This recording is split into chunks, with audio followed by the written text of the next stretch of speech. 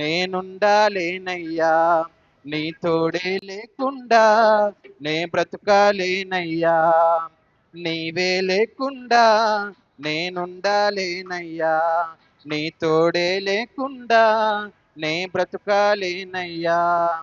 రాజా నీ సన్నిధిలో నే ఉంటానయ్యా, మనసారా ఆరాధిస్తూ బ్రతికేస్తానయ్యా. రాజా నీ సన్నిధిలో నే ఉంటానయ్యా, మనసారా ఆరాధిస్తూ బ్రతికేస్తానయ్యా.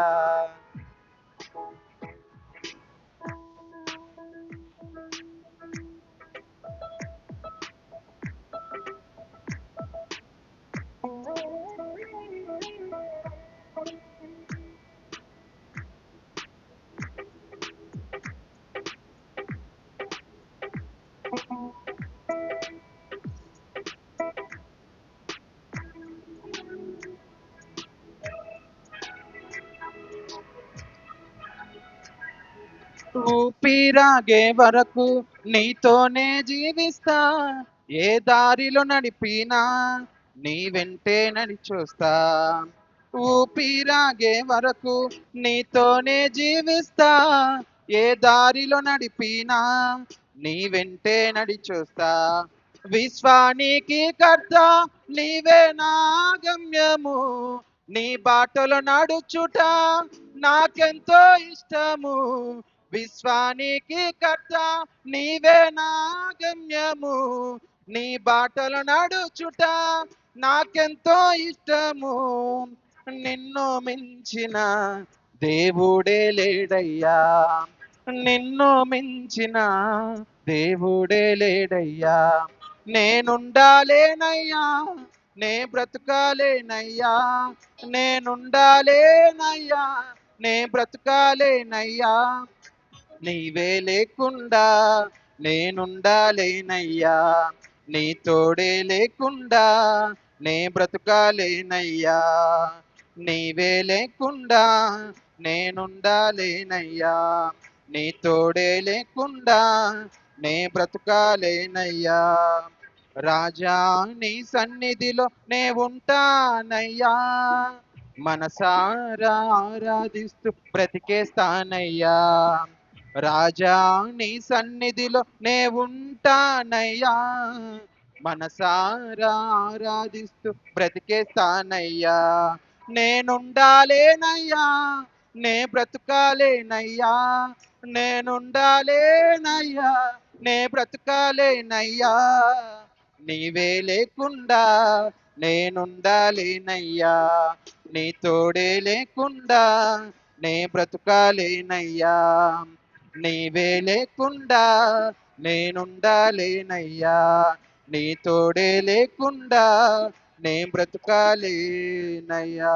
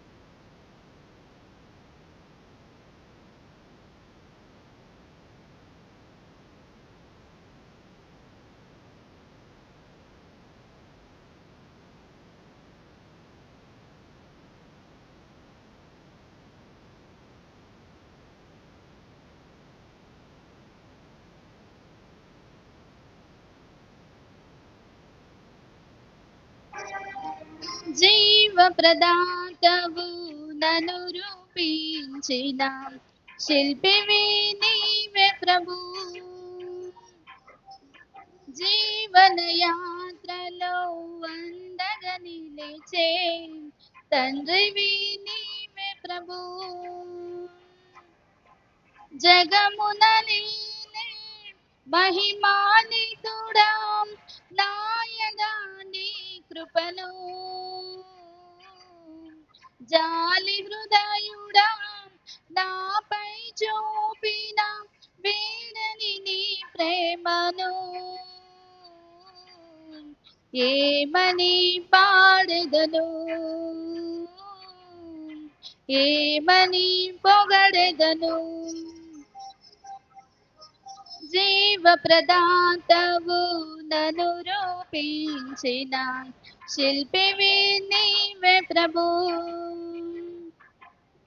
జీవన యాత్రలో అందగా నిలిచే తండ్రివి నీవే ప్రభు.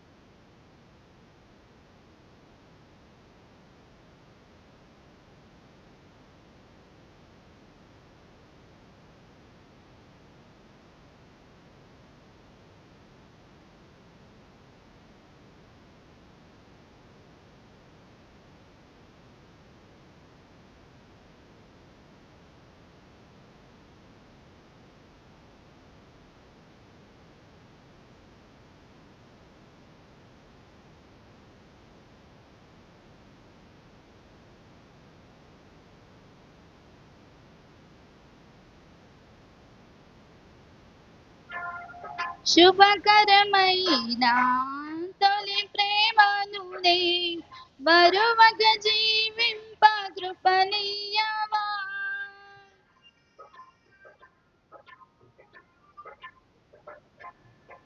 శుభకరమైన తొలి ప్రేమను నే మరువగ జీవింప కృపనీయవా. కోవిలలోని కానుకనేనై కోరికలోని వేడుక నీవై జత కలిసి నిలిచి జీవింపదలచి కార్చితివి నీ రుదిరమే. నీ త్యాగ ఫలితం నీ ప్రేమ మధురం నా సొంతమే యేసయ్యా. జీవ ప్రదాతవు నన్ను రూపించిన శిల్పివి నీవే ప్రభు. జీవన యాత్రలో అందగా నిలిచే తండ్రివి నీవే ప్రభు.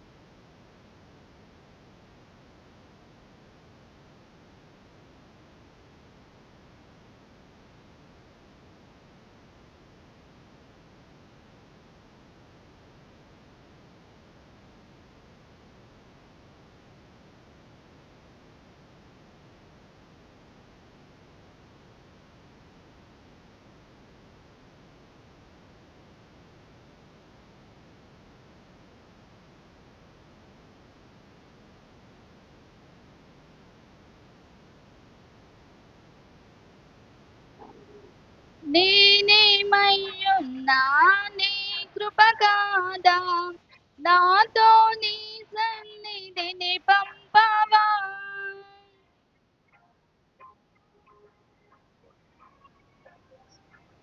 నేనేమయ్యున్నా నీ కృప కాదా నాతో నీ సన్నిధిని పంపవా. ప్రతికూలతను శృతి మించినను సంధ్యాకాంతులు నిదురించినను తొలి వెలుగు ఉదయించి నాపై నడిపించినది నీవయ్యా. నీ కృపకు నన్ను పాత్రునిగా చేసి బలపరచిన యేసయ్యా. జీవ ప్రదాతవు నన్ను రూపించిన శిల్పివి నీవే ప్రభు. జీవన యాత్రలో అందగా నిలిచే తండ్రివి నీవే ప్రభు.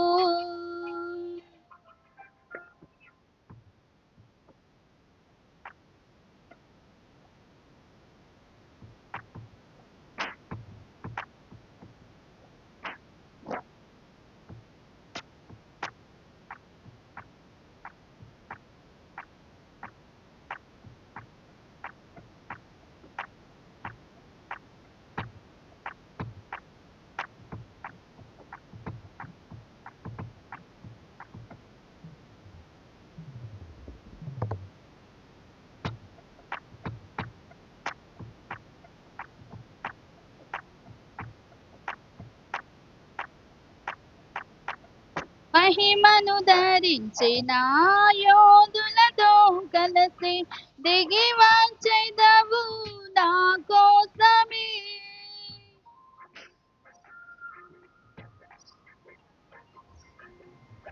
మహిమను ధరించిన యోధులతో కలిసి దిగి వచ్చేదవు నా కోసమే.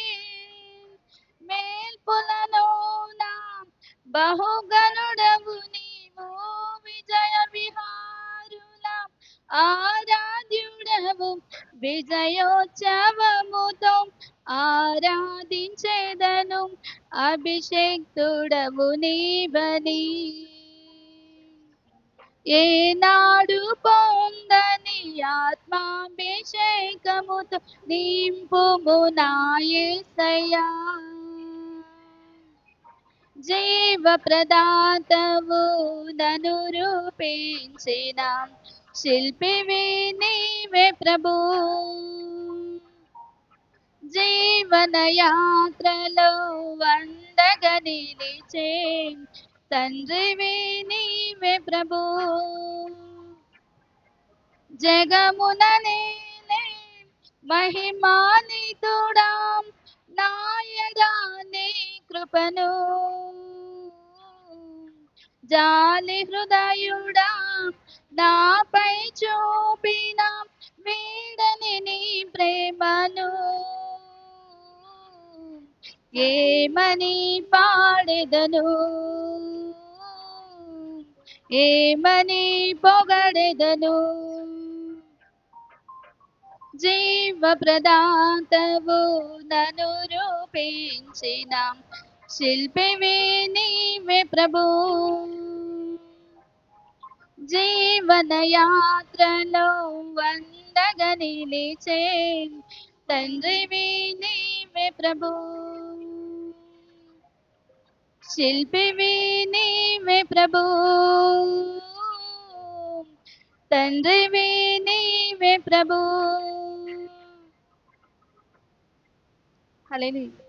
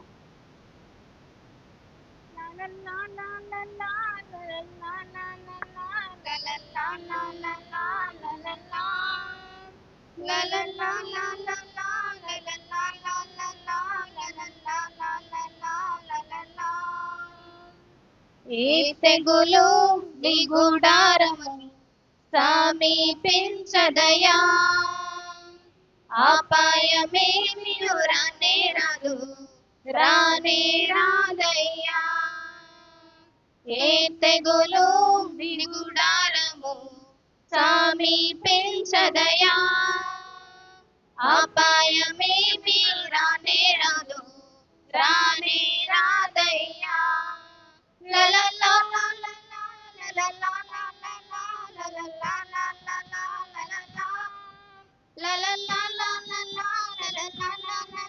లలలా లలలా లలలా. ఏ తెగులు నీ గుడారము సమీపించదయా. అపాయమేమియు రానే రాదు రానే రాదయ్యా. ఉన్నతమైన దేవుని నీవు నివాసముగా గోని, ఆశ్చర్యమైన దేవుని నీవు ఆరాధపరచితివి. ఉన్నతమైన దేవుని నీవు నివాసముగా గోని, ఆశ్చర్యమైన దేవుని నీవు ఆధారపరిచితివి. లలలా లలలా లలలా లలలా లలలా లలలా లలలా లలలా లలలా లలలా లలలా లలలా. ఏ తెగులు నీ గుడారము సమీపించదయా. అపాయమేమియు రానే రాదు రానే రాదయ్యా. గొర్రెపిల్ల రక్తముతో సాతాను జయించితివి. ఆత్మతోనూ వాక్యముతో అనుదినం జయించెదను. గొర్రెపిల్ల రక్తముతో సాతాను జయించితివి. ఆత్మతోనూ వాక్యముతో అనుదినం జయించెదను. లలలా లలలా లలలా లలలా లలలా లలలా లలలా లలలా లలలా లలలా. ఏ తెగులు నీ గుడారము సమీపించదయా. అపాయమేమియు రానే రాదు రానే రాదయ్యా. మన యొక్క నివాసము పరలోకమందున్నది. రానయ్యున్న రక్షకుని ఎదుర్కొన కనిపెట్టెము. మన యొక్క నివాసము పరలోకమందున్నది. రానయ్యున్న రక్షకుని ఎదుర్కొన కనిపెట్టెము. లలలా లలలా లలలా లలలా లలలా లలలా లలలా లలలా లలలా లలలా లలలా. ఏ తెగులు నీ గుడారము సమీపించదయా. అపాయమేమియు రానే రాదు రానే రాదయ్యా. ఏ తెగులు నీ గుడారము సమీపించదయా. అపాయమేమియు రానే రాదు రానే రాదయ్యా. లలలా లలలా లలలా లలలా లలలా లలలా లలలా లలలా లలలా లలలా. పాపమంతా పోయెను రోగమంతా తొలగెను యేసుని రక్తములో. క్రీస్తునందు జీవితం కృపధార రక్షణ పరిశుద్ధ ఆత్మలో. పాపమంతా పోయెను రోగమంతా తొలగెను యేసుని రక్తములో. క్రీస్తునందు జీవితం కృపధార రక్షణ పరిశుద్ధ ఆత్మలో. కుతూహలమార్భాటమే నా యేసుని సన్నిధిలో. కుతూహలమార్భాటమే నా యేసుని సన్నిధిలో. ఆనందమానందమే నా యేసుని సన్నిధిలో. ఆనందమానందమే నా యేసుని సన్నిధిలో. కుతూహలమార్భాటమే నా యేసుని సన్నిధిలో. కుతూహలమార్భాటమే నా యేసుని సన్నిధిలో. దేవాది దేవుడు ప్రతిరోజు నివసించే దేవాలయం నేనే. ఆత్మలోన దేవుడు గుర్తించే నన్ను, అద్భుతం అద్భుతమే. దేవాది దేవుడు ప్రతిరోజు నివసించే దేవాలయం నేనే. ఆత్మలోన దేవుడు గుర్తించే నన్ను, అద్భుతం అద్భుతమే. కుతూహల మార్పాటమే నా యేసుని సన్నిధిలో.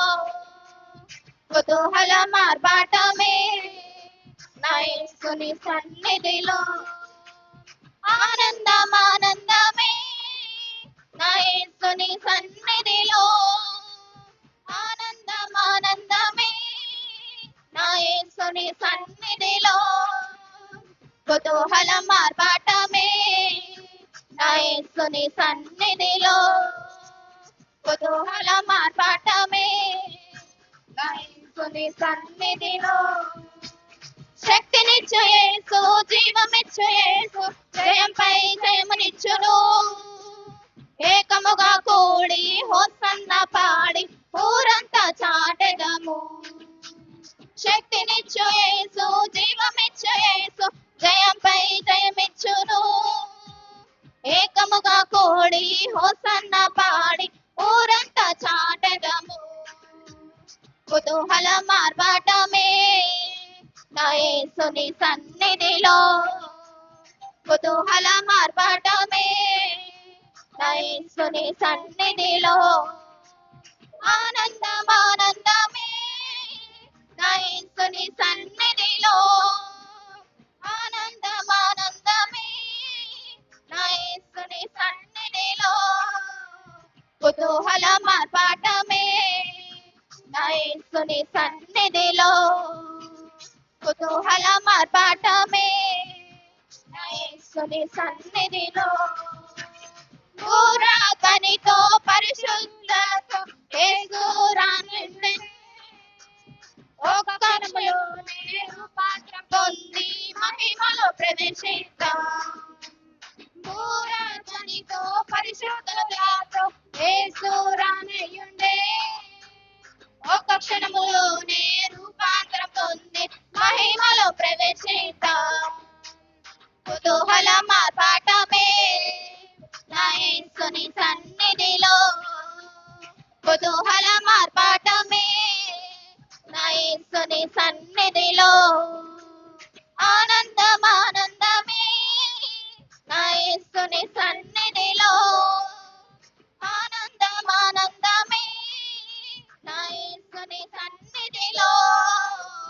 కుతూహల మార్పాటమే నా యేసుని సన్నిధిలో.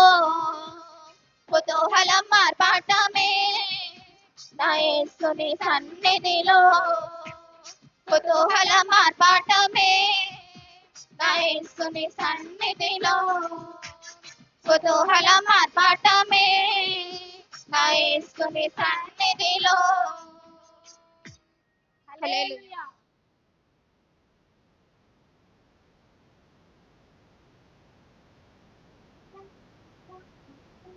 దేవుని నామానికి మహిమ కలుగును గాక. హల్లెలూయా. దేవునికే మహిమ. మరి ఇంకా పాటలు పాడాలనుకుంటే పాడవచ్చు. మన మధ్యలోకి దైవజనులు రాబోతున్నారు, సిద్ధపడి ఉన్నారు. మన మధ్యలో దైవజనులు రాబోతున్నారు కాబట్టి సమయం కొంచెం ముందు మనకు ఇంకా ఎవరైనా పాటలు పాడవలసినటువంటి వారు ఉంటే వచ్చి పాడవలసిందిగా మనం తెలుస్తున్నాం. చిన్న వచ్చి పాటలు పాడుతూ ప్రభు నామాన్ని మహిమపరుస్తారు.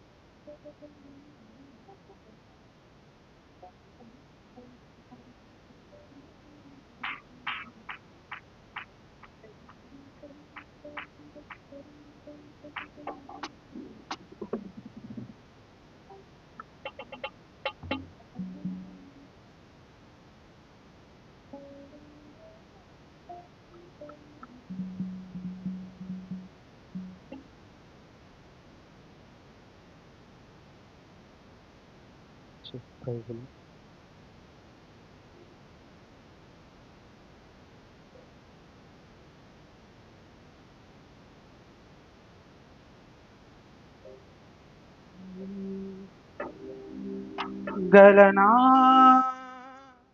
నే చెప్పగలనా గాయనా నే దాయగలనా గలనా చెప్పగలనా గాయనా నే దాయగలనా అయ్యా నా యేసయ్యా నాదం తాళం రాగం ఎదలో నీదే ఈ ప్రేమ స్వరము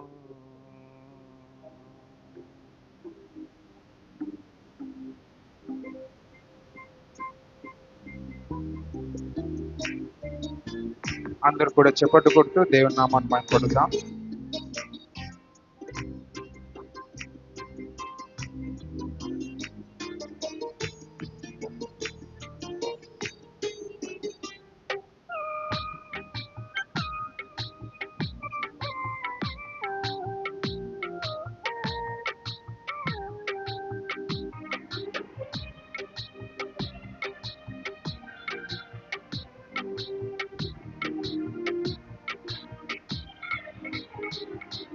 నన్నెంతగా ప్రేమించితివో నిన్నంతగా దూషించితినో నన్నెంతగా నీవెరిగితివో నిన్నంతగా మరచితినో గలనా చెప్పగలనా దాయనానే దాయగలనా గలనా చెప్పగలనా దాయనా నే దాయగలనా అయ్యా నా యేసయ్యా నాదం తాళం రాగం ఎదలో నీదే ఈ ప్రేమ స్వరము నాదం తాళం రాగం ఎదలో నీదే ఈ ప్రేమ స్వరము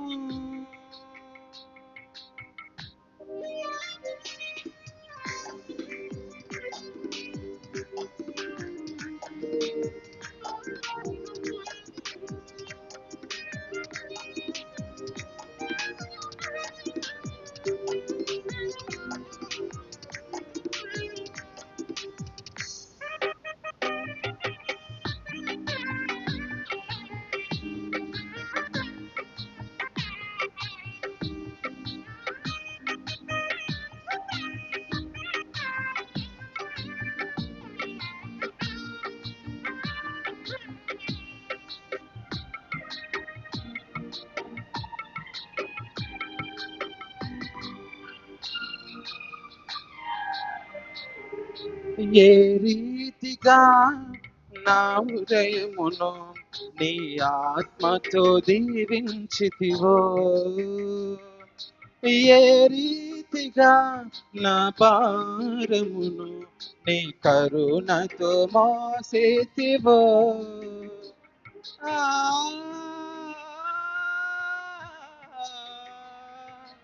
ఏ రీతిగా నా హృదయమును నీ ఆత్మతో దీవించితివో ఏ రీతిగా నా భారమును నీ కరుణతో మోసేతివో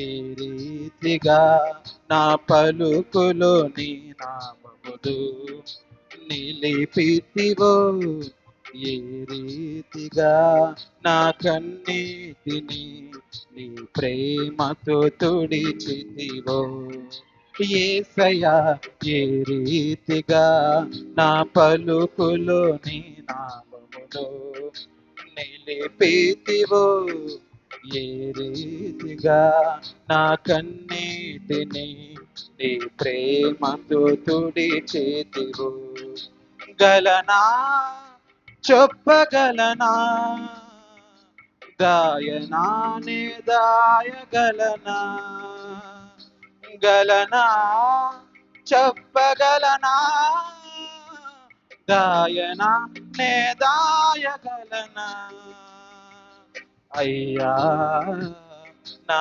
యేసయ్యా నాదం కాలం రాగం ఎదలో నీదే ఈ ప్రేమ స్వరము నాదం కాలం రాగం ఎదలో నీదే ఈ ప్రేమ స్వరము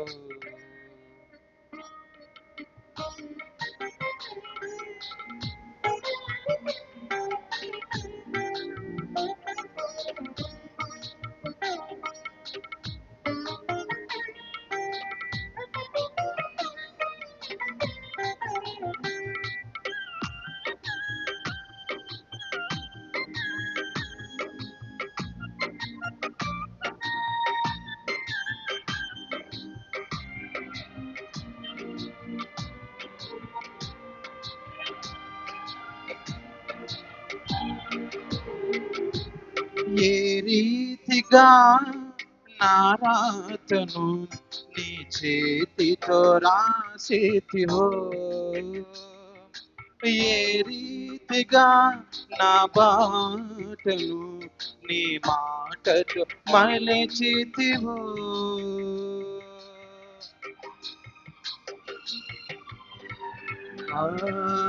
ఏ రీతిగా నా రాతను నీ చేతితో రాసితివో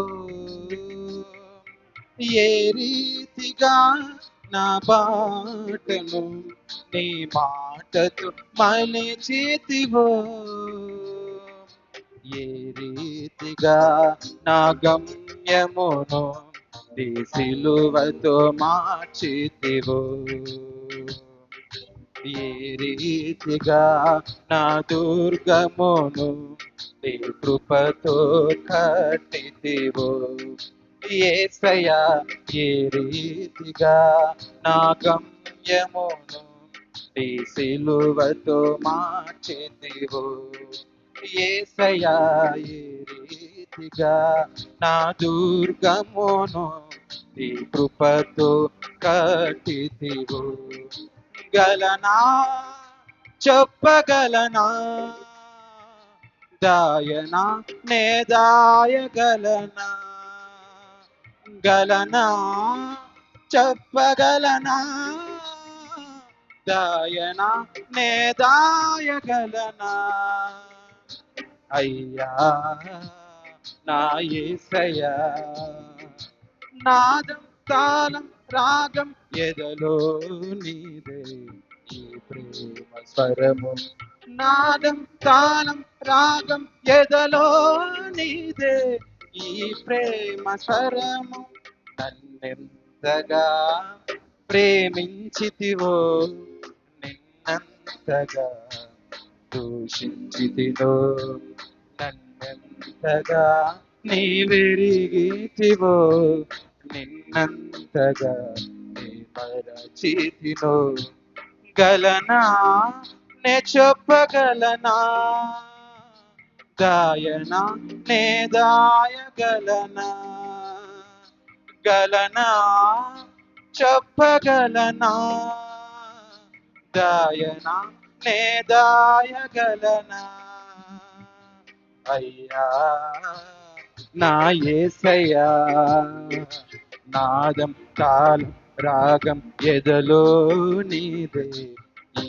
ప్రేమ స్వరము నాదం తాళం రాగం ఎదలో నీదే ఈ ప్రేమ స్వరము నాదం తాళం రాగం ఎదలో నీదే ఈ ప్రేమ స్వరము నాదం తాళం రాగం ఎదలో నీదే ఈ ప్రేమ స్వరము నాదం తాళం రాగం ఎదలో నీదే ఈ ప్రేమ స్వరము దేవుని నామాన్ని మహిమ కలుగును గాక.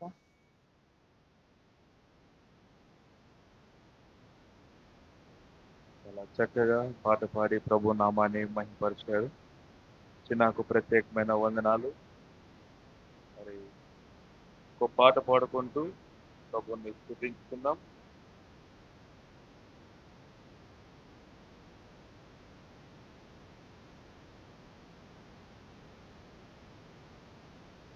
ఒక పాట పాడదాం. ఈ పాట అంటే నా కూతురికి చాలా ఇష్టం. ఎప్పుడన్నా ఏ పాట పాడదామా అంటే కూడా టేక్ టేక్ టేక్ పాడదామంటారు. కాబట్టి అందరం కూడా ఈరోజు మనం ప్రభు సన్నిధిలో ఉన్నాము. ఎంతో సంతోషం. ప్రభు సన్నిధిలో మనం అందరం చేరి ఉత్సాహ సంతోష గానము చేయుట మనకు కూడా దీవెనకరం, ఆశీర్వాదకరం. కాబట్టి పరాక్రము గల బలార్జుడా అనేటువంటి పాటను పాడుకుంటూ ప్రభు నామాన్ని మహింపరద్దాం.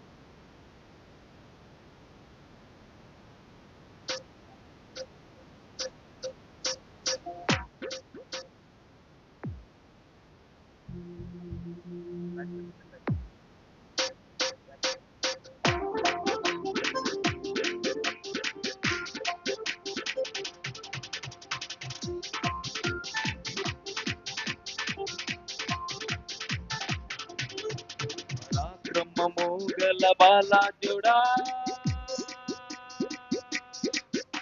నీ కంటికి కనిపించే, నీ చెవులకు వినిపించే అరదే నిన్ను గూర్చి భయపడకు, భయపడకు, భయపడకు, భయపడకు. ఏ దహించు అగ్నైనా నీ దేవుడే నీ ముందు వెళుతుంటే భయమెందుకు? నీకంటే బలమైన ఆ జనములు నీ ముందు నిలవలేరు పద ముందుకు. ఇక చేసుకో స్వాధీనం, స్వాధీనం, ఓ స్వాధీనం, ఓ స్వాధీనం, ఓ take take take take over, take, take, take, take over. Take, take, take, take over. Take, take, take, take over. పరాక్రమము గల బాలాజుడా.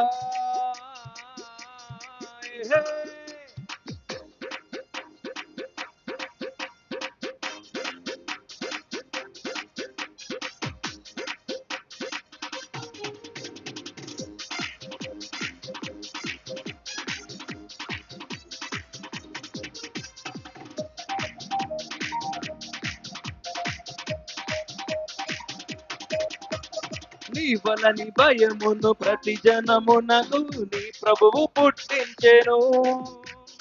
నువ్వు అడుగు పెట్టేటి ప్రతి జలమును ప్రభు ఏనాడో నీకిచ్చెను. ఈ భూమి మొత్తాన్ని నీ సొత్తు చేశాడు, లోపరచి ఏలేయను. ఈ దేశ వైశాల్యమంతా నువ్వు అడుగేసే ప్రభు జెండా స్థాపించును. ఇక చేసుకో స్వాధీనం, స్వాధీనం, ఓ స్వాధీనం, ఓ స్వాధీనం, ఓ take take take take over, take take take take over, take take take take over, take take take take over. పరాక్రమము గల బాలాజుడా.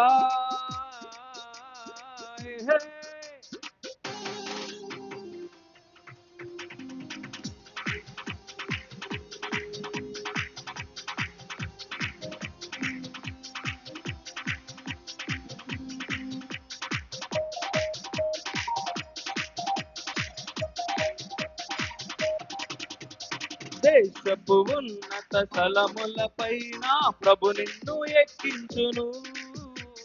పాడైన దాని పునాదులను ప్రభు నీ చేత కట్టించును. తన రాజ్యమొకటుంగా తన రాజ్యదండంగా ప్రభు నిన్ను నియమించెను. శాసనము స్థాపించు తన ముద్ర ఉంగరముగా ప్రభు నిన్నుంచెను. నో నో ఇక చేసుకో స్వాధీనం స్వాధీనం ఓ స్వాధీనం ఓ స్వాధీనం ఓ take over take over take over take over పరాక్రమము గల బాలాజుడా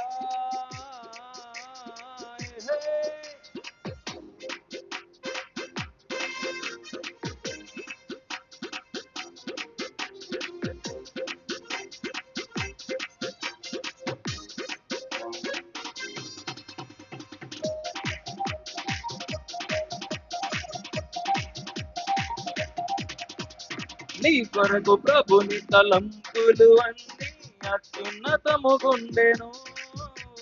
నీ శక్తి మించిన కార్యములను ప్రభు నీ చేత చేయించును.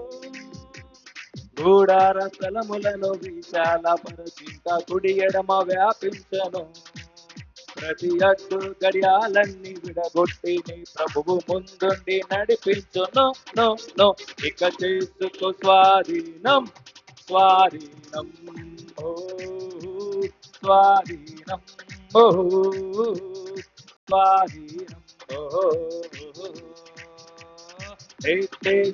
take over take over take over take over పరాక్రమము గల బాలాజుడా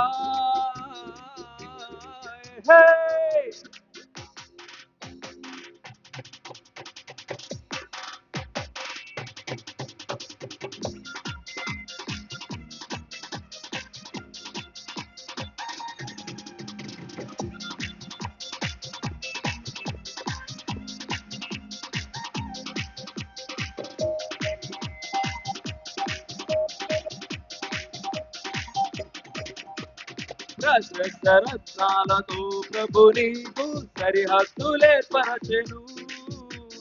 సరిహద్దులలో నీకు సమాధానం ప్రభు ఎప్పుడు కలిగించును. దుమ్మముల గడియలను బలపరచి నీ మధ్య పిల్లలను దీవించును. ఏ కీడు రాకుండా తన చెయ్యి తోడుంచి అభివృద్ధి కలిగించును. నో నో ఇక చేసుకో స్వాధీనం స్వాధీనం ఓ స్వాధీనం ఓ స్వాధీనం ఓ take over take over take over take over పరాక్రమము గల బాలాజుడా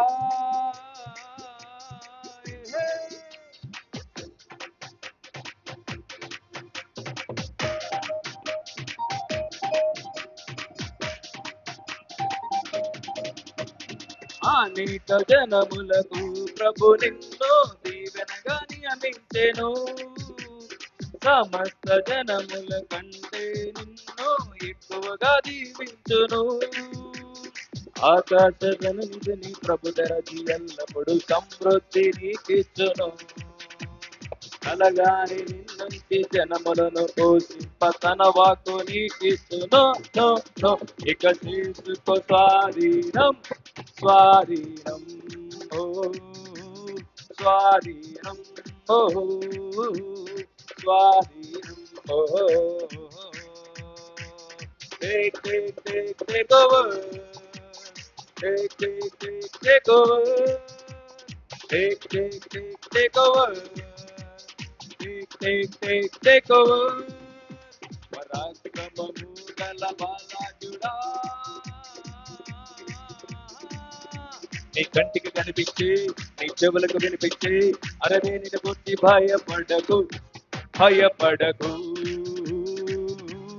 భయపడకు భయపడకు ఏ దహించు అగ్నైనా నీ దేవుడే, నీ ముందు వెళుతుంటే భయం ఎందుకు? నీకంటే బలమైన ఆ జనములు నీ ముందు నిలవలేరు పద ముందుకు.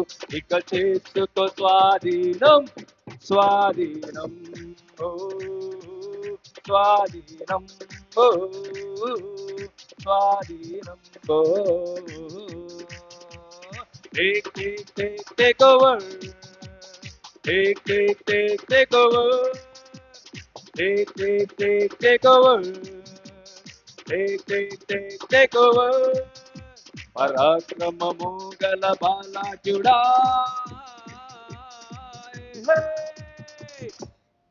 హల్లెలూయా. దేవుని నామానికి మహిమ కలుగును గాక. ప్రభు సన్నిధిలో చేరి ఈ రీతిగా మనం సంతోషంతో పాటలు పాడుకుంటుంటే మన హృదయం కూడా ఉల్లాసంగా సంతోషంతో ఉంటూ, వెనుక పరిస్థితులు ఏమున్నా, ఏ కష్టం ఉన్నా, ఏ బాధ ఉన్నా అన్నిటిని మర్చిపోయి ప్రభు సన్నిధిలో సంతోషంగా ఆయన ఆరాధిస్తాం. దేవుడు ఈ కృపను ప్రభు మనకు నేడు అనుగ్రహించాడు. దేవునికి మహిమ కలుగును గాక. మరి మన మధ్యలోనికి దైవజనులు వచ్చినారు, వారిని వేదిక మీదకి మనం ఆహ్వానిస్తాం. మరి నేడు వర్తమానికులు, మరి కిత్తలూరు ప్రాంతం నుండి వచ్చినటువంటి దైవజనులు జాషువా అన్న గారిని వేదిక మీదకి ప్రేమతో ఆహ్వానిస్తున్నాం. అందరు కూడా చప్పట్లు కొట్టి అన్నకు ఘన స్వాగతం పలుకుదాం. అదేవిధంగా మన మధ్యలో మరో దైవజనులు, మరి కింగ్ ఆఫ్ షాలోమ్ ప్రార్థనా మందిరం యొక్క సంఘ కాపరి, తండ్రి సమానులు పాస్టర్ గిద్యోన్ అంకుల్ గారిని వేదిక మీదకి ఆహ్వానిస్తున్నాను. ప్రేమతో ఆహ్వానిస్తూ అందరు చప్పట్లు కొడుతూ ప్రభు నామాన్ని మహిమపడతాం.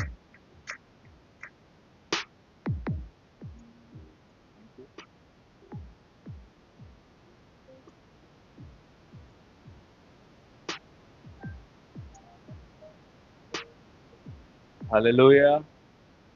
మరి ఇంతవరకు కూడా మీరందరూ కూడా ఓపికతో ఎదురు చూసినందుకు మీకు ప్రత్యేకమైన వందనాలు తెలియజేస్తున్నాను.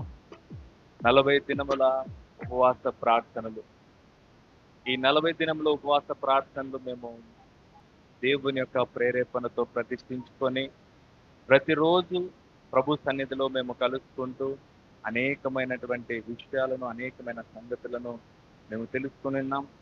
ఈ యొక్క ప్రార్థనలో ఆయన మాతో మాట్లాడుతూ మా జీవితాలకు ఎంతో ధైర్యాన్ని ఇచ్చేటువంటి, ఎంతో బలమునిచ్చేటువంటి వాక్యాలు మాతో మాట్లాడాడు.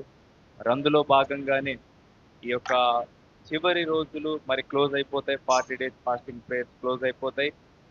ఏదైనా దేవుని నామానికి మహిమకరంగా ఘనంగా జరిపించాలి అనే ఆలోచన ఉన్నప్పుడు ఒకరోజు రాత్రి దాదాపు 12 గంటల సమయం దాటింది. ఆ రోజు నిద్ర పట్టలేదు ఎందుకో. ఎప్పుడు కూడా నాకు లేట్ నైట్ అయిందంటే నిద్ర పట్టనప్పుడు ఎక్కువ ఇవే ఆలోచనలు చేస్తూ ఉంటాను. ఈ నెలలో ఏం చేద్దాం దేవునికి మహిమకరంగా, లేదా నెక్స్ట్ వచ్చేటువంటి నెలలో ఏం చేద్దాం ఆయన నామానికి మహిమకరంగా అని ఈ ఆలోచనలతోనే ఉంటున్నాం. అయితే ఉపవాస ప్రార్థనలు ప్రారంభించాలి అని నిర్ణయించుకున్నాం. ఉపవాస ప్రార్థనలు పలానా రోజు పలానా నుండి ప్రారంభమవుతాయని సంఘంలో కూడా అనౌన్స్ చేశాం. ఆ ఊరికే ఉపవాసం ఉండి ప్రార్థనలు ముగించుకుంటే పెద్ద తేడా ఏముండదు. మనం ఏదైనా చేసినప్పుడు మన జీవితంలో ఏదో ఒక లాభము ఉండాలి. మనం పనులు చేసినా, వేరే వేరే ఇతర కార్యకలాపాలు ఏమి జరిగించినా మనం ఏదో దాని నుండి నేర్చుకుంటాం, ఏదో కొంత మనము లాభం పొందుకుంటాం. పేరుకు మాత్రమే 40 రోజులు ఉపవాస ప్రార్థనలు పెట్టుకొని ప్రతిరోజు ఊరికే కలుసుకొని వెళ్తే బాగుండదు. ప్రత్యేకంగా ఆయన సన్నిధిలో గడపాలి. ప్రత్యేకంగా ఆయన సన్నిధిలో గడిపి ఆయన నామాన్ని మహిమపరచాలి అనేటువంటి ఆలోచన చేస్తూ ఉన్నప్పుడు ఎస్తేరు గ్రంథము నాకు జ్ఞాపకం వచ్చింది. నిజంగా ఈ యొక్క మీటింగ్స్ కి పరివర్తన మహాసభలు అనే పేరు పెట్టడానికి గల కారణము ఎస్తేరు గ్రంథము. ఆ ఎస్తేరు గ్రంథంలో మనం చూసినట్లయితే మరి యూదుల్ని చంపించేసేయాలనేటువంటి శాసనము అప్పటికే వచ్చి ఉంటుంది. మరి యూదులందరూ కూడా భయభ్రాంతులైపోయి నెక్స్ట్ మా జీవితాలు ఇంకా ఏమైపోతాయో, చంపేస్తారేమో అనేటువంటి భయముతో ఉన్నటువంటి పరిస్థితి సందర్భం. మరి అప్పుడు ఎస్తేరు రాని మరి మొర్దెకై మరి ఎస్తేరు అని చెప్తుంది, మీరు 3 దినాలు ఉపవాసము ప్రతిష్ఠించుకోండి, నేను కూడా ఉపవాసం ఉంటాను, దేవునికి మొర పెడదాము, దేవుడు కార్యము చేస్తాడని చెప్పినప్పుడు వారు ఆ రీతిగా 3 రోజులు ఉపవాసం ఉన్నప్పుడు దేవుడు అద్భుతంగా ఆశ్చర్యంగా ఊహించని విధంగా యూదుల యొక్క శాసనాన్ని మార్చివేశాడు. మరణంపై వచ్చినటువంటి శాసనాన్ని కొట్టివేసి మరలా జీవం దయచేశాడు ప్రభు. మరి ఆ విధమైనటువంటి ఆలోచన నాకు వచ్చినప్పుడు అవును, ఈ 40 దినములు ఉపవాస ప్రార్థనలు మనం ప్రతిష్ఠించుకుంటున్నాం, 40 రోజులు ఉపవాస ప్రార్థనలు చేస్తూ ఉన్నాము. మన జీవితానికి ఒక మార్పు అనేది ఉండాలి, మన జీవితానికి ఒక లాభం అనేది ఉండాలి. మన జీవితంలో మరి ఆయన చేసినటువంటి మేలును మనం ఎప్పుడు అనుభవించే విధంగా ఏదో ఒక గొప్ప ట్రాన్స్ఫర్మేషన్ అనేది మన జీవితంలో ఉండాలి.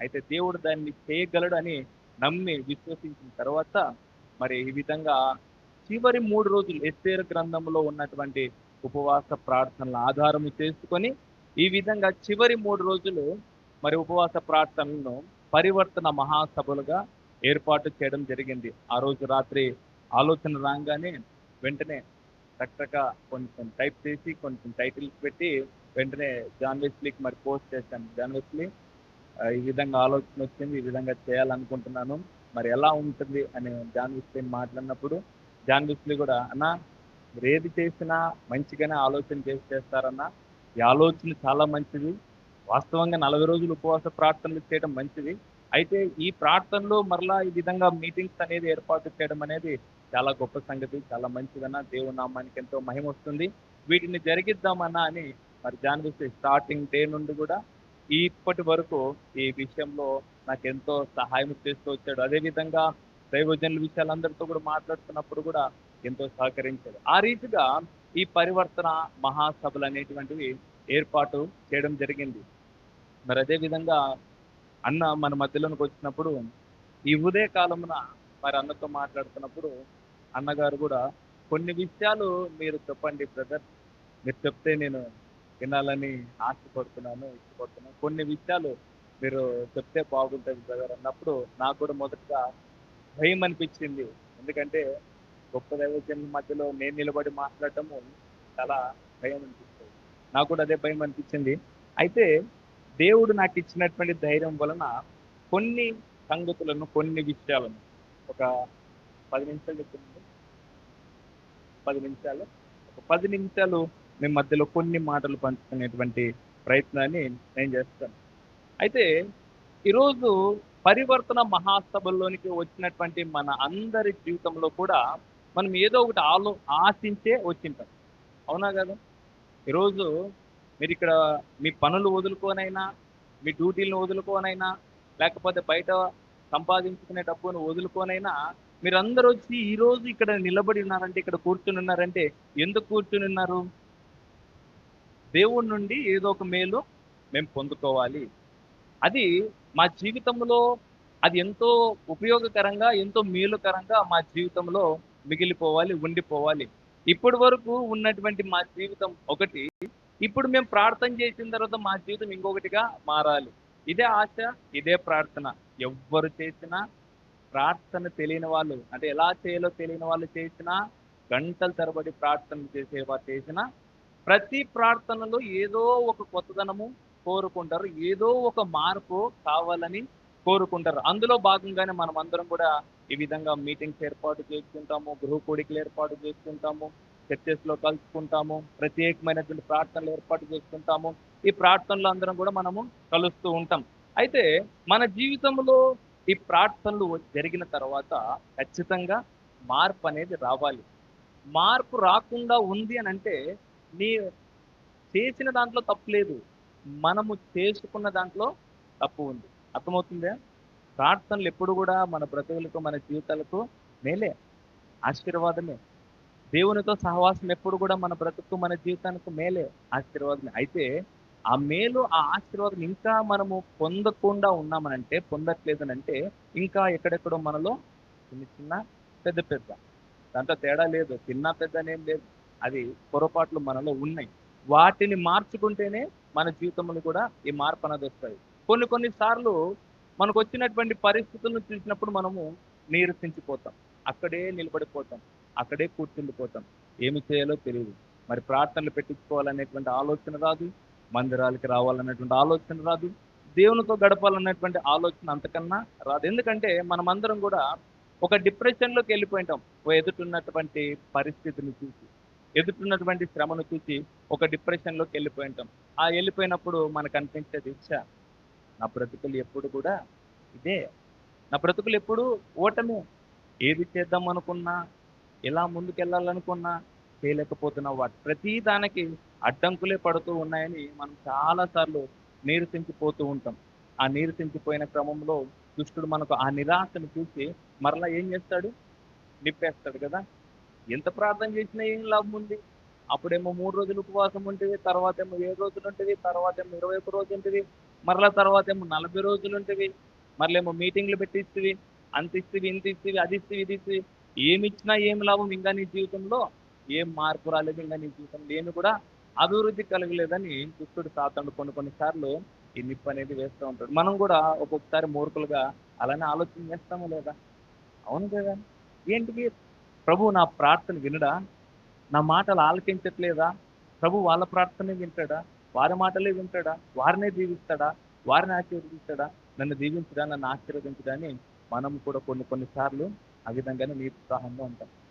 ఇదే విధమైనటువంటి ఆలోచనలోనే నాకు తెలిసినటువంటి ఒక ఒక పెద్దాయనే, అంటే పెద్దాయన అంటే నాకంటే పెద్దాయన, మరీ ముసలివాడు కాదు, ఏమన్నా ఈ విధమైనటువంటి పరిస్థితుల్లోనే ఉన్నాడు. ఎల్లప్పుడూ కూడా ఎప్పుడు కూడా ఏమి చేయాలన్నా ఓటమే, ఏ ముందుకు అడుగేసినా ఓటమే. అందరూ కూడా వ్యతిరేకులైపోతారు. కుటుంబంలో వాళ్ళు వ్యతిరేకులైపోతారు, ఫ్రెండ్స్ వ్యతిరేకులైపోతారు. ఏదన్నా వ్యాపారం చేసి లేకపోతే ఏదైనా ముందుకు అడిగేసి సంపాదించుకున్నామన్నా అది వ్యతిరేకత వచ్చేస్తుంది. ఆ విధంగా వ్యతిరేకత అయ్యి ఒకసారి ఆయన ఏం చేస్తాడంటే ఇంకా బయటికి రావడమే మానేస్తాడు. బయటికి రావడం మానేసిన తర్వాత కొన్ని రోజులు కనపడేసరికి ఫోన్ చేసి, ఏమన్నా బయట కనిపించట్లేదు, రావట్లేదు అని అంటే ఆయన అంటాడు, ఏం చేస్తాం సార్, ఏమి చేయాలన్నా తోచుకోలేదు, ఏదన్నా చేద్దాము అని ముందుకు అడిగేసినా అవన్నీ కూడా నాకు వ్యతిరేకతలో వస్తున్నాయి. ఎప్పుడు మారుతుందేమో నా బ్రతుకు, నా జీవితం అంతేనేమో నా బ్రతుకు అన్నట్టుగా ఈ విధంగా మాట్లాడుతూ ఉన్నాను. అప్పుడు చెప్పాను, అన్నా ఏమి భయపడకు, ఏమి బాధపడకన్నా, కొంచెం ధైర్యం తెచ్చుకో. పరిస్థితులు అనేటివి ఎప్పుడు ఒకేలా ఉండవు కదన్నా. ఈ రోజు ఉండే డేట్ రేపటికి మారిపోతుంది. అదేవిధంగా ఈరోజు మనము దుఃఖంలో ఉండొచ్చు, ఈరోజు బాధలు ఉండొచ్చు, ఈరోజు కన్నీళ్ళు ఉండొచ్చు, ఈరోజు ఎవరు లేక ఒంటరి వారుగానో మనం ఉండొచ్చు. అయితే రేపు అనేది మనకు ఉంది కదన్నా. రేపు అనేది మనకు వచ్చినప్పుడు ఈ రోజు గడిచిపోతుంది, ఈ బాధలు ఈ కష్టాలు కూడా గడిచిపోతాయన్నా. అయితే దేవుని కొరకు నువ్వు నిలబడన్నా, దేవునిలో నిలబడన్నా అన్నప్పుడు కొంచెం ధైర్యం తెచ్చుకొని ఆ వ్యక్తి ఆదివారము మందిరానికి వెళ్ళాడు. ఆదివారం మందిరానికి వెళ్ళినప్పుడు దైవజనుడు మాట్లాడుతూ ఒక మాటను అంటాడు. ఒక మాట చెప్పేసరికి ఆ వ్యక్తులు ఎక్కడ లేనటువంటి ఉత్సాహము, ఎక్కడ లేనటువంటి విశ్వాసము, ఎక్కడ లేనటువంటి ధైర్యము ఆ వ్యక్తి పొందుకొని ఆ ధైర్యము ద్వారా మరలా నెక్స్ట్ డే ఇంకా సరే, పరిస్థితి ఏదైనా, కష్టం ఏదైనా చూసుకుందాం. కష్టమా నేనా కదా. ఒక్కొక్కసారి మన పరిస్థితుల్లో చూడంగానే వ్యక్తుల్లో చూస్తాం, నీవా నేనా, దేంట్లో నువ్వు నాకు సాటి చెప్పు. మాటల్లోనా, పొగడ్తల్లోనా, పనుల్లోనా, చూసే దాంట్లోనా, చేసే దాంట్లోనా అని సాధారణంగా మనం మనుషులతో పోటీ పడతాం. కానీ ఆ వ్యక్తి ఏం చేస్తాడంటే పరిస్థితులతో పోటీ పడ్డాడు. పరిస్థితులతో పోటీ పడిన తర్వాత దేవుడు క్రమంగా ఆయనకు విజయాన్ని ఇచ్చాడు. ఆ విజయం ద్వారా ఇంకొకరు కూడా ఆయన మార్గము చూపే విధంగా ఉన్నాడు. మరి ఆ వ్యక్తి ఆదివారం మందిరానికి వెళ్ళి విన్నటువంటి మాట ఏమిటో ఈరోజు మనము చూద్దాం. యెషయా గ్రంథము 60వ అధ్యాయము 1వ వచనం.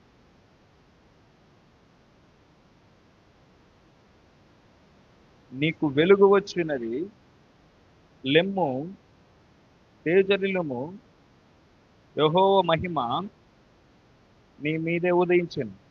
ఈ వచ్చినని మనం చూసినట్లయితే, ఈ వచ్చిన మనము బాగా ధ్యానం చేస్తే, ఆలోచన చేస్తే, అప్పుడు ఉన్నటువంటి ఇజ్రాయేలీల పరిస్థితి కూడా అదే. ఇజ్రాయేలీలు దేవునికి దూరమైపోయి, పాపానికి దగ్గరైపోయి, పూర్తిగా వ్యతిరేకమైనటువంటి జీవితం దేవునికి జీవిస్తూ వారి జీవితంలో అనేకమైనటువంటి కష్టాలను కొని తెచ్చుకున్నారు. ఆ కొని తెచ్చుకొని పూర్తిగా నీరసించిపోయి, రేపేమో తెలియదు, ఈరోజు ఏం జరుగుతుందో తెలియదు అన్నటువంటి పరిస్థితిలో ఉన్నప్పుడు యెషయా ప్రవక్త ద్వారా ఆ ఇజ్రాయేలు ప్రజలకు అందరూ కూడా ఒక మాటను, ఒక నిరీక్షణమైనటువంటి మాటను, ఈ మాటను పలికిస్తాడు. అదే మాట, లెమ్ము, లేచి ప్రకాశించు. తర్వాత లేచి ప్రకాశించుము, నీ వెలుగు వచ్చెను, యెహోవా మహిమ నీ మీద ఉదయించును. దేవుడు మొదటగా ఆ ఇజ్రాయేలు ప్రజలకు చెప్పిన మాట ఏమిటంటే లేచి ప్రకాశించుము అంటున్నారు. ఈరోజు నిరుత్సాహ పరిస్థితిలో ఉన్నటువంటి వారందరూ కూడా వెంటనే వెలుగుగా మారలేదు.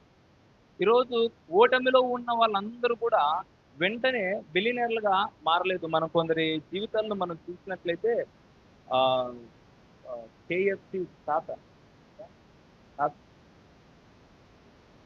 KFC తాత ఫౌండర్ మధ్య ఆయన పేరు గుర్తు రావట్లేదు. దాదాపు 60 సంవత్సరాల వరకు ఆయన జీవితంలో ఓటమి పాలే. తర్వాత ఆయన ఆత్మహత్య చేసుకుందామనేటువంటి ప్రయత్నం కూడా ఆయన చేశారు. ఆయన ఆత్మహత్య చేసుకుందామని అక్కడ కూడా ప్రయత్నం చేశాడు. అక్కడ ఆత్మహత్య చేసుకోవడానికి ప్రయత్నం చేసినా అక్కడ కూడా విఫలమయ్యాడు. ఇదే విధంగానే కూర్చుని ఉన్నాడు. ఏమి చేయాలో ఏమో తెలియని స్థితిలో ఉన్నప్పుడు ఆయనకు సడన్ గా ఒక ఆలోచన కలిగింది. అదే ఇప్పుడు అందరు కూడా బాగా చాలా ఇష్టంగా తింటారు కదా కేఎఫ్సి చికెన్. దాన్ని ఆ విధంగా వండి పెట్టాలని చిన్నగా ప్రారంభించాడు. ఆ చిన్నగా ప్రారంభించింది ఒక షాపుకు మారింది. షాపుకి బ్రాంచెస్ అయ్యాయి. బ్రాంచెస్ ఇప్పుడు దేశం ప్రపంచవ్యాప్తంగా కూడా దానిని ఇష్టపడి తింటూ ఉంటున్నారు. ఇదే విధంగా మనం ఒక గొప్పవారి జీవితాలు చూసుకుంటే కూడా ఓటమి లేకుండా, నిరుత్సాహం లేకుండా ఎవరు కూడా విజయం పొందలేరు. ఎవరు కూడా ఆశీర్వదింపడలేరు. అయితే ఈరోజు దేవుడు మనం చెప్తున్న మాట కూడా ఇదే. మీ జీవితంలో కష్టం లేకుండా, మీ జీవితంలో శ్రమ లేకుండా, మీ జీవితంలో ప్రతికూల పరిస్థితులు లేకుండా మీరు దీవించబడటము, ఆశీర్వదించబడటం కూడా అసాధ్యమే. మీరు వీటన్నిటిని దాటిన తర్వాత, మీరు ఒక నిరీక్షణలోకి వచ్చిన తర్వాత, ఆ నిరీక్షణలో మీరు నిలబడిన తర్వాత అప్పుడు మీ బ్రతుకులు, మీ జీవితాలు కూడా ప్రకాశిస్తాయి. దీవెనకరంగా, ఆశీర్వాదకరంగా మార్చబడతాయి. మరి ఈరోజు ఈ 45 దినాల ఉపవాస ప్రార్థనలో కూడా మనం అందరము తెలుసుకున్నటువంటి విషయం కూడా ఇదే. మన జీవితాలు, మన బ్రతుకులు మారాలనంటే మొదటగా మనం మారాలి. మనం మారకుండా మన జీవితాలు, మన బ్రతుకులు మారడం అసాధ్యం కదా. మనం ఏదైనా కానీ మన ఆరోగ్యం బాగలేదు, మనం హాస్పిటల్కి వెళ్ళి ట్రీట్మెంట్ తీసుకుంటేనే మన ఆరోగ్యం బాగవుతుంది. కానీ నాకు ఆరోగ్యం బాగలేదు డాక్టరు, నాకు ఆరోగ్యం బాగొచ్చాయని మాట చెప్తే మారుతుంది? అవదు. మనం ప్రయత్నం చేయాలి. ఆ విధంగా మనం విశ్వాసంలో నిలబడే ప్రయత్నం చేసినప్పుడు దేవుడు మన జీవితంలో ఏ విధంగా మార్పు తీసుకొని వస్తాడు, ఆశీర్వదిస్తాడు అనే వాగ్దానం నమ్మి విశ్వసించినప్పుడు అప్పుడు మన జీవితంలో ఈ పరివర్తన అనేది ప్రారంభమవుతుంది. మార్పు అనేది ప్రారంభమవుతుంది. మన జీవితంలో ఈ మార్పు ప్రారంభమైనాక, మన జీవితంలో దేవుడు ఆశీర్వదించడం ప్రారంభించిన తర్వాత దానిని ఆపడం ఎవరి తరం కూడా కాదు. అయితే ఈ మార్పు నిజంగా ప్రారంభమవ్వాలి. అబద్ధంగా ప్రారంభమైతే ఎలా ఉంటుందంటే 3 నాళ్ళ ముచ్చుతాయి. అది 1-2 రోజులు బాగా కనిపిస్తాము. 3 రోజులు మరలా చిచ్చుబుడ్డి ఉంది కదా, చిచ్చుబుడ్డి వెలిగిస్తే ఎలా ఉంటుంది? 2 సెకండ్లు 3 సెకండ్లు పెద్ద ప్రకాశం కనిపిస్తుంది. ఈ వెలుగు మన ఇంట్లో ఉన్న లైట్ల కంటే కూడా ఎక్కువ వెలుగు కనిపిస్తుంది. కానీ అది ఎంతసేపు? ఒక్క నిమిషం కూడా రాదు. మహా అయితే ఒక 30 సెకండ్లు. ఆ విధంగా మనము కూడా నిజంగా మార్పు చెందకుండా పైపైకే మార్పు చెందేటువంటి వారంగా ఉంటే మనలో ఉన్నటువంటి ఉజ్జీవమైన మార్పైన 3 నాళ్ళ ముచ్చుకున్నట్టే. అదే మనం నిజంగా మార్పు చెందితే బయట ఎవరు మనం చూడాల్సిన అవసరం లే, బయట ఎవరు మనం మెచ్చుకోవాల్సిన అవసరం లే. ఆటోమేటిక్గా మన యొక్క బిహేవియర్లోనే మార్పు వస్తుంది. మన యొక్క బిహేవియరే, మన యొక్క మార్పే బయటకు ఏమొస్తుంది? సర్టిఫైస్తుంది. నేను మారాను, నేను ఇంతకు ముందు అది కాదు, నేను ఇప్పుడు ఇది, నేను మారాను. నీవు మారిన తర్వాత నీ పరిస్థితులు కూడా ఆటోమేటిక్గా నువ్వు ప్రత్యేకంగా అడగాల్సిన అవసరం లేదు. ప్రభువా నా పరిస్థితిని మార్చు ప్రభువా, నువ్వు ప్రత్యేకంగా ప్రార్థన చేయాల్సిన అవసరం లే. నువ్వు ఆయనలో నిలబడినప్పుడు నీ ప్రవర్తనను మార్చుకుంటూ ఉన్నప్పుడు ఆటోమేటిక్గా నీ ప్రవర్తనతో పాటు నీ పరిస్థితులు కూడా మారడం ప్రారంభమవుతాయి. దేవుడు ఆ విషయాన్ని చెప్తున్నాడు. లేచి నిలబడు. నీవు లేచి నిలబడినప్పుడు నీలో పరివర్తన అనేది ప్రారంభమవుతుంది. ఆ పరివర్తన పైకి చూడ్డానికి ఉండకూడదు, నీ హృదయంలో కలగాలి. నీ హృదయంలో ఈ పరివర్తన కలిగినప్పుడు నీ జీవితంలో ఈ పరివర్తన దీవెనకరంగా, ఆశీర్వాదకరంగా మారి నీకు, నీ కుటుంబానికి, నీ చుట్టూ ఉన్నటువంటి ప్రజలందరూ కూడా ఆశీర్వాదకరంగా దేవుడు దాన్ని మారుస్తాడు, నిలబెడతాడు. ఆ విధంగా చేస్తారు. ఈ ముఖ్య ఉద్దేశమే ఈ పరివర్తన మహాసభలు. కాబట్టి ఇక్కడ నుంచి మన జీవితంలో ఒక ట్రాన్స్ఫర్మేషన్ అనేది ఉండాలి. పేరు మారినట్టు ఉండకూడదు. మామూలుగా అందరూ రకరకాల పేర్లు పెట్టుకుంటారు, అందులో ఇదొక పేరు అని అన్నట్టుగా ఉండకూడదు. ఈ మీటింగ్ మనకు మన జీవితాలకు మార్పు తెచ్చిన మీటింగ్ గా ఈ పరివర్తన మహాసభలు, ఈ పరివర్తన మన జీవితంలో ఉండాలి. అప్పుడు దేవుడు మన జీవితాలను, మన బ్రతుకులను ఏ ఆశతో అయితే ఈరోజు మనం అందరం ఇక్కడ చేరి ఉన్నామో, ఏ పరిస్థితినైతే మనం ఇక్కడ చూడాలని ఇక్కడ చేరి ఉన్నామో, దేవుడు తప్పక దానిని నెరవేరుస్తాడు. అతి కృప ప్రభు ఈ పరివర్తన మహాసభలో పాలు పంపులు పొందిన ప్రతి ఒక్కరికి దేవుడు అనుగ్రహించిన గాక. ఆమేన్. చాలా థ్యాంక్ యూ. మరి ఈ సమయంలో మన మధ్యలోనికి దైవజనులు వచ్చినారు. దైవజనులు మనతో వాక్య సందేశాన్ని అందిస్తారు. మరి ఆరాధన చేసి మనకు వాక్య సందేశాన్ని అన్నగారు అందిస్తారు. మరి ప్రేమతో దైవజనులు జాషువా అన్నగారికి సమయాన్ని అప్పగిస్తున్నారు. దేవునికి మహిమ కలిగిన గాక. హల్లెలూయా. 2 చేతులు తెచ్చుకుంటే 2 చేతులు పైకెత్తి చేద్దాం మంచిగా. హల్లెలూయా. దేవునికి మహిమ కలుగును గాక. ఆమేన్. మంచిదండి, చాలా సంతోషం. మీ ప్రాంతానికి రావడానికి నేను రాత్రి కాల సమయంలో చాలా కష్టపడి రావాల్సి వచ్చింది. నేను ఎక్కవలసినటువంటి ట్రైన్ మిస్ అయిపోయాను. నా కళ్ళ ముందే వెళ్ళిపోతుంది. గేట్స్ పడ్డాయి. ఒక ట్రైన్ వెళ్ళిపోతే ఇంకొక గూడ్స్ వ్యాగన్ వెళ్తుంది. అది వెళ్ళిన తర్వాత గేట్స్ ఓపెన్ చేశారు. స్టేషన్కి వచ్చేసరికి బైక్ మళ్ళీ ఇంటి దగ్గర ఉంది. కారు తీసుకొని డ్రైవర్ని పెట్టుకొని ఆ ట్రైన్ని చేంజ్ చేసి నంద్యాలకు వచ్చి నంద్యాలలో ట్రైన్ వచ్చి ఈ గుంటకలు రావడానికి దేవుడు కృప చూపించాను. ఎందుకు ఇంత రిస్క్ తీసుకున్నాను? పొద్దున్న ట్రైన్కి రావచ్చు, కానీ ఆత్మీయులతో నాకు ఆ సమయం ఎక్కడ మిస్ అయిపోతున్నా, నాకు మీ గుంటకల్ ప్రాంతం దైవజనులు అంటే చాలా ఇష్టం. సో మీ అందరితో ఇలాంటి సమయం నేను మిస్ అవ్వకూడదని దేవుడు నన్ను క్షేమంగా మీ ప్రాంతానికి తీసుకుని వచ్చారు. హల్లెలూయా.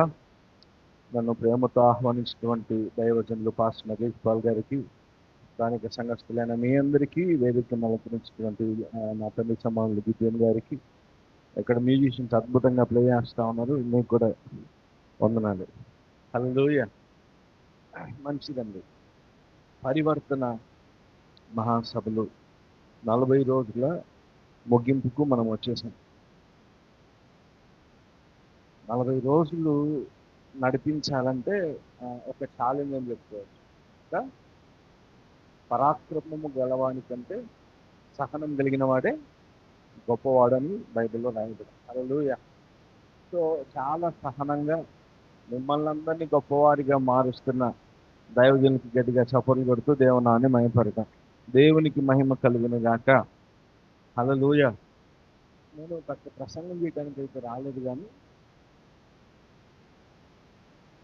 కొన్ని మాటలు మీ హృదయంలో నాటి సాయంత్రం ఏదైతే చెప్పబోతున్నానో దానికి ముందు మనం ఏం తెలుసుకోవాలో అది మనం నేర్చుకుంటే సాయంత్రం చెప్పే మాటలు ఇంకా క్లియర్గా అర్థమవుతుంది. నేను మీ ముందు ఒక 2 అప్లికేషన్స్ని ముందు పెట్టాలనుకుంటున్నాను. 2 నిర్ణయాలు. 2 నిర్ణయాల్లో డెసిషన్ మీద, నిర్ణయం మీద. నేను ఏది బలవంతంగా మీ మీద రుద్దను, దేవుడు కూడా ఏది రుద్దడు. చూద్దాం. ద్వితీయోపదేశ కాండం 30 వచనం. Deuteronomy chapter 30 verse 19. ద్వితీయోపదేశ కాండము 30 19 వచనం.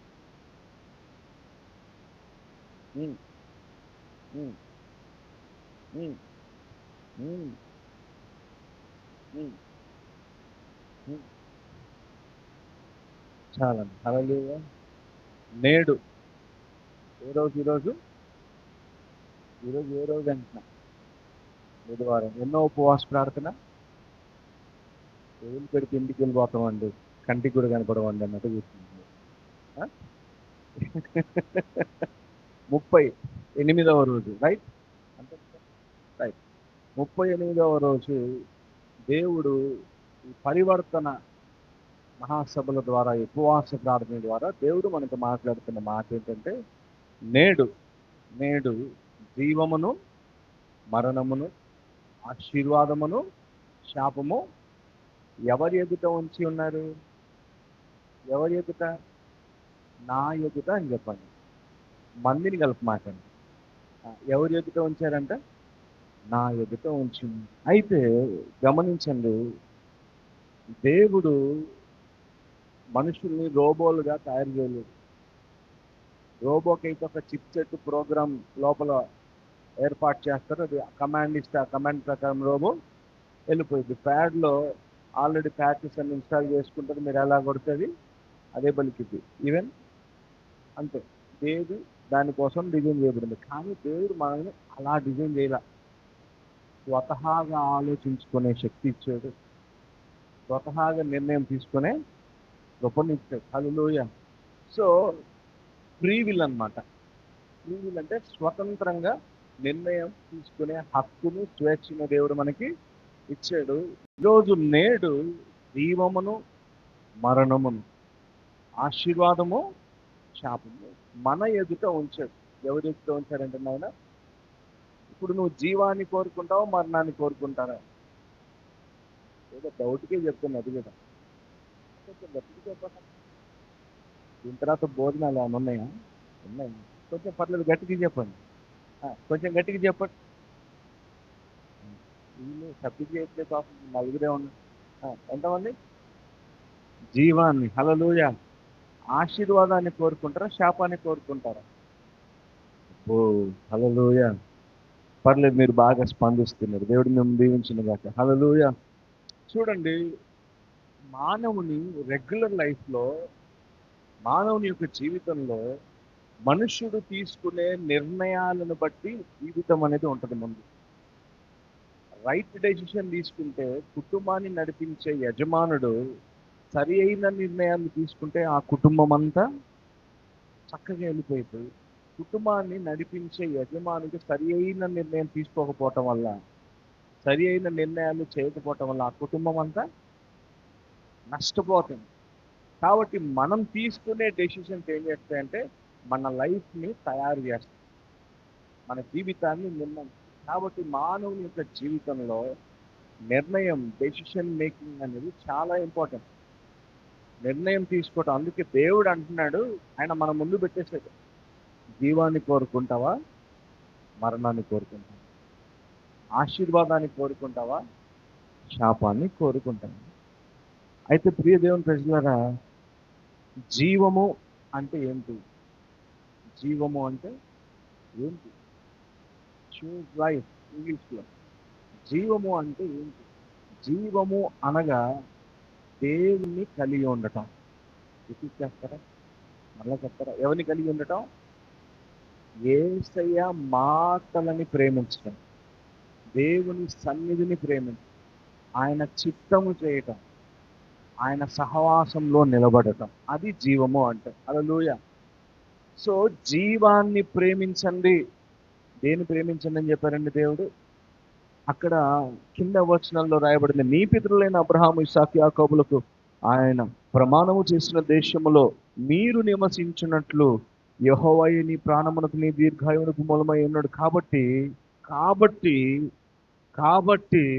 నీవును, నీ కుటుంబము, నీ పిల్లలు, నీ సంతానము బ్రతుకుచు నీ ప్రాణమునకు మూలమైన నీ దేవుడైన యెహోవాను ప్రేమించి ఆయన వాక్యమును విని ఆయనను హత్తుకొనున్నట్లును జీవమును కోరుకోండి. హల్లెలూయా. ఎంత మంచి దేవుడు అండి మన దేవుడు. జీవాన్ని కోరుకుంటావా మరణాన్ని కోరుకుంటావా అని అడిగాడు కదా. కానీ ఎక్కడ మనం తప్పుడు డెసిషన్కి వెళ్తామని, నువ్వు నన్ను ప్రేమించి నా ఆజ్ఞలు గైకొని నా మాట వినేలాగా నువ్వు నీ కుటుంబము నెక్స్ట్ జనరేషన్స్ బాగుండాలంటే జీవాన్ని కోరుకో. దేన్ని కోరుకోవాలంటే జీవాన్ని కోరుకో. ఇప్పుడు జీవం కోరుకుందామా మరణాన్ని కోరుకుందామా? హల్లెలూయా. ఇశ్రాయేలు ప్రజలతో మోయాబు మైదానంలో మోషే అంటున్నాడు, ఇశ్రాయేల్ ప్రజలు అందరూ 1,00,000 మంది ఉన్నారు, మోయాబు మైదానం ఉంది. ఆ మైదానంలో మోషే గారు ఇశ్రాయేల్ ప్రజలతో చెప్తున్న మాట ఏంటంటే, ఇదిగో దేవుడు మీతో మాట్లాడుతూ ఉన్నాడు, మీరు జీవాన్ని కోరుకుంటారా మరణాన్ని కోరుకుంటారా? మీకు ఇష్టమైన త్రోవలో మీరు నడిచి నాశనమైపోతారా, లేదు ఆలోచనకర్త అయిన దేవుడు నడిపించే విధానంలో మీరు నిలబడి నిత్యత్వంలో మీరు మీ కుటుంబాలు వారి పిల్లలు తరతరాలు మీరు నిలబడతారా అని మోషే డైరెక్ట్గా మాట్లాడుతున్నాడు. చాలా స్పష్టంగా మాట్లాడుతూ ఉన్నాడు దేవుని యొక్క ప్రజలతోటి. హల్లెలూయా. చూడండి ప్రియ దేవుని ప్రజలారా, చిన్న డెసిషన్ అండి. ఏ డెసిషన్ అంటే ఒక చిన్న నిర్ణయం అనేది చాలా భయంకరమైనది. మనం ఈరోజు ఏ నిర్ణయం అయితే మనం తీసుకుంటున్నామో దేవునిలో ఉండి, లేదా కుటుంబ పరంగా కావచ్చు, వ్యక్తిగతంగా కావచ్చు, ఈ చిన్న నిర్ణయం అనేది భూమిలో విత్తనం లాంటిది. ఎలాంటిదంట? భూమిలో విత్తనం లాంటిది. విత్తనం ఏమవుతుంది? మొక్క అవుతుంది, వృక్షం అవుతుంది, అది ఫలిస్తుంది. కానీ తప్పుడు నిర్ణయాలు తీసుకోవటం వల్ల రాతి నేల పడిన విత్తనం లాగా ఉంటుంది. హల్లెలూయా. కాబట్టి ప్రియ దేవుని ప్రజలారా, జీవం అంటే దేవుని తెలుసుకోవటం.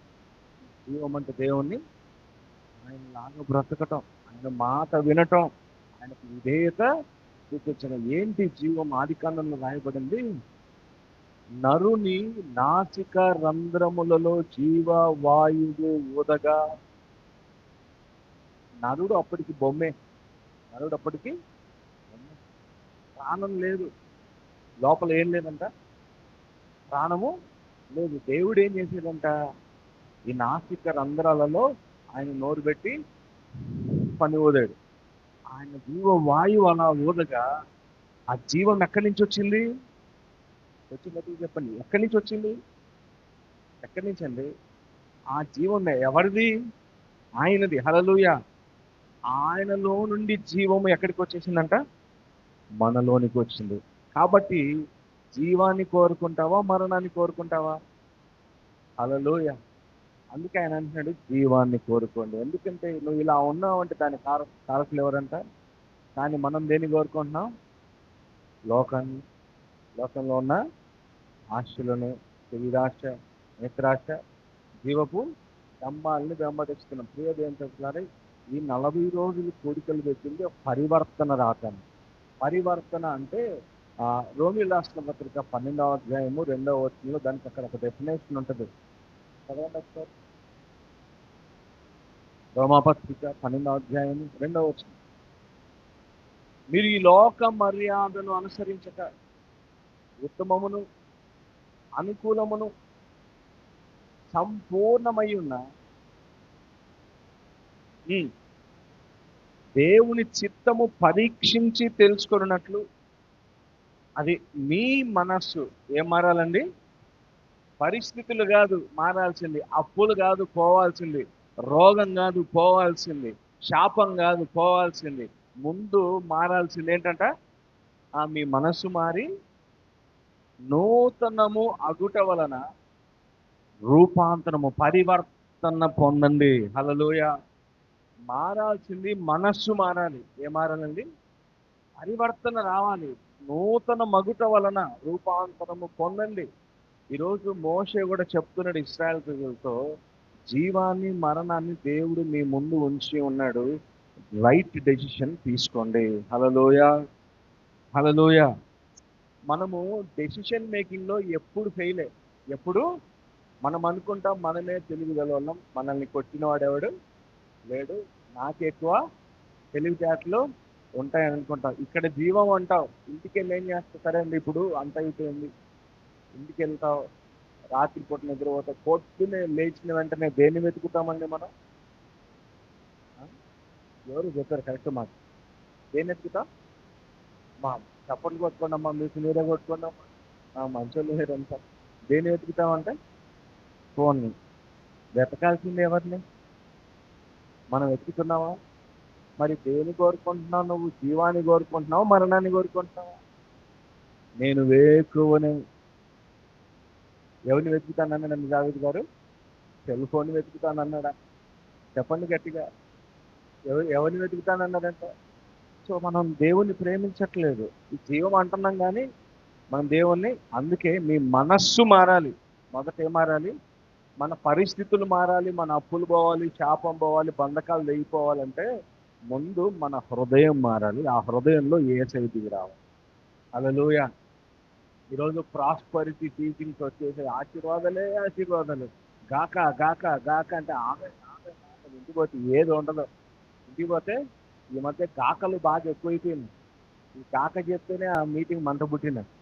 పైగా మారాల్సింది పరిస్థితి మారాలి. హల్లెలూయా. మన హృదయ పరిస్థితి మారితే అన్నీ మారిపోతాయి. దేవునికి మహిమ కలుగును గాక. హల్లెలూయా.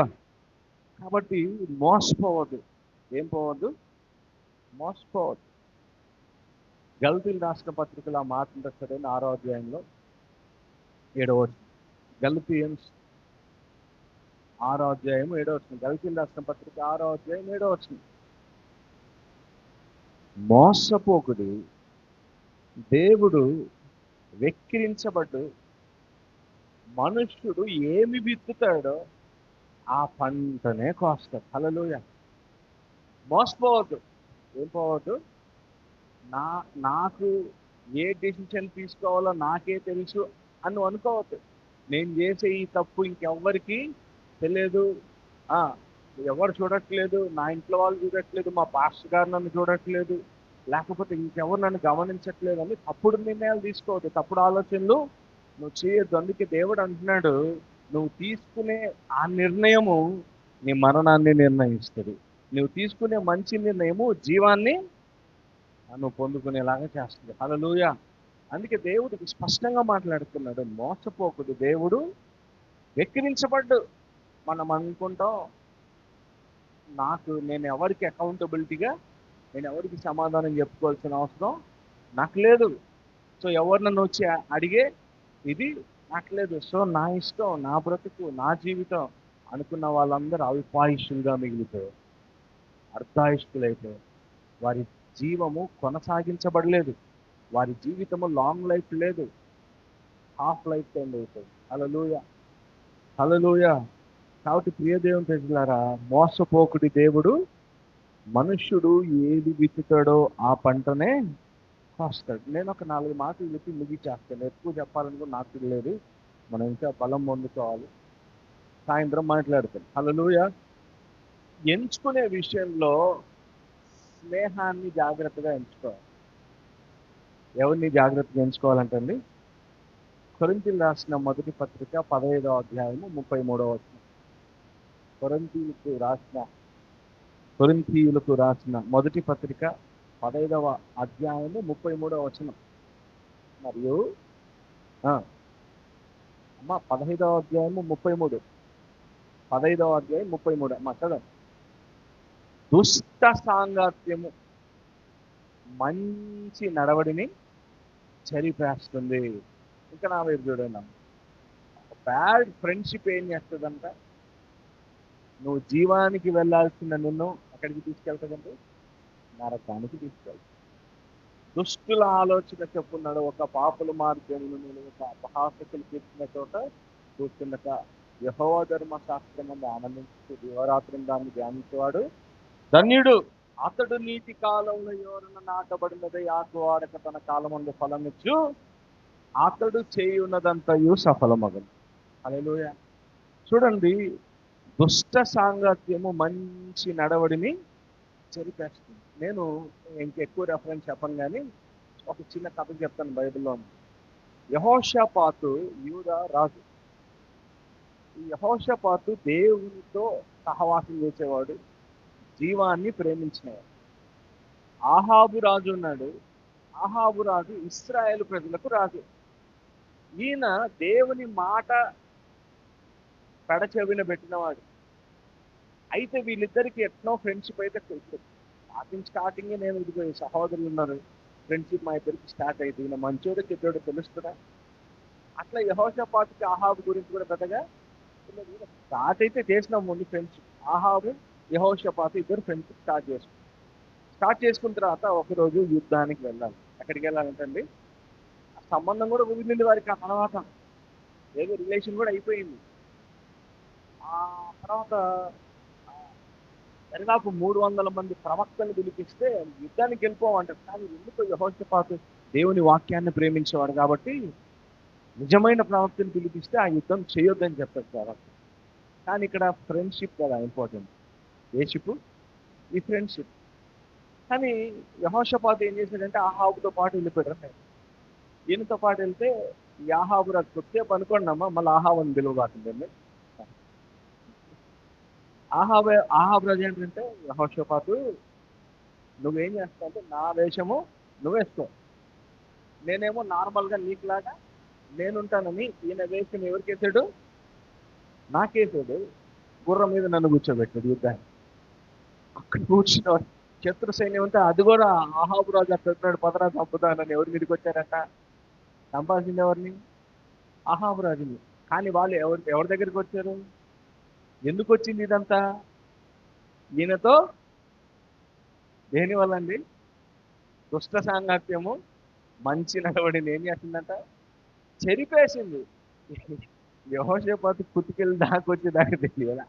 నా ప్రభువా, నా దేవా, నన్నేళ్ళకి అవుతున్నాయా, నన్ను కాపాడు ప్రభువా, ఏసయ్యా అని ఏడిస్తే కనికరం గల దేవుడు ఒక అవకాశం ఇస్తాడు. హల్లెలూయా, హల్లెలూయా. దుష్ట సాంగత్యం, మనం చేసే ఫ్రెండ్షిప్ అనేది మన జీవితం మీద చాలా ప్రభావితం చూపిస్తుంది. హల్లెలూయా, హల్లెలూయా. కాబట్టి ఒక చెడ్డ స్నేహితుడిని ఏం చేశారంటే, మెల్లిగా చెప్పండి, అది పెద్దలు సామెత చెప్తారు కదండి, 10 రూపాయలు ఇచ్చి ఓ 10 రూపాయలు కాదు 10,000 ఇచ్చి మంచోన్ని సంపాదించుకో, 10,000 కాకుంటే 20,000 ఇచ్చి చెడ్డోని నుంచి అంతే దూరంగా ఉంది. హల్లెలూయా. అయితే బైబిల్లో మంచి ఫ్రెండ్షిప్ కూడా ఉంది. దావీదు, యోనాతాను.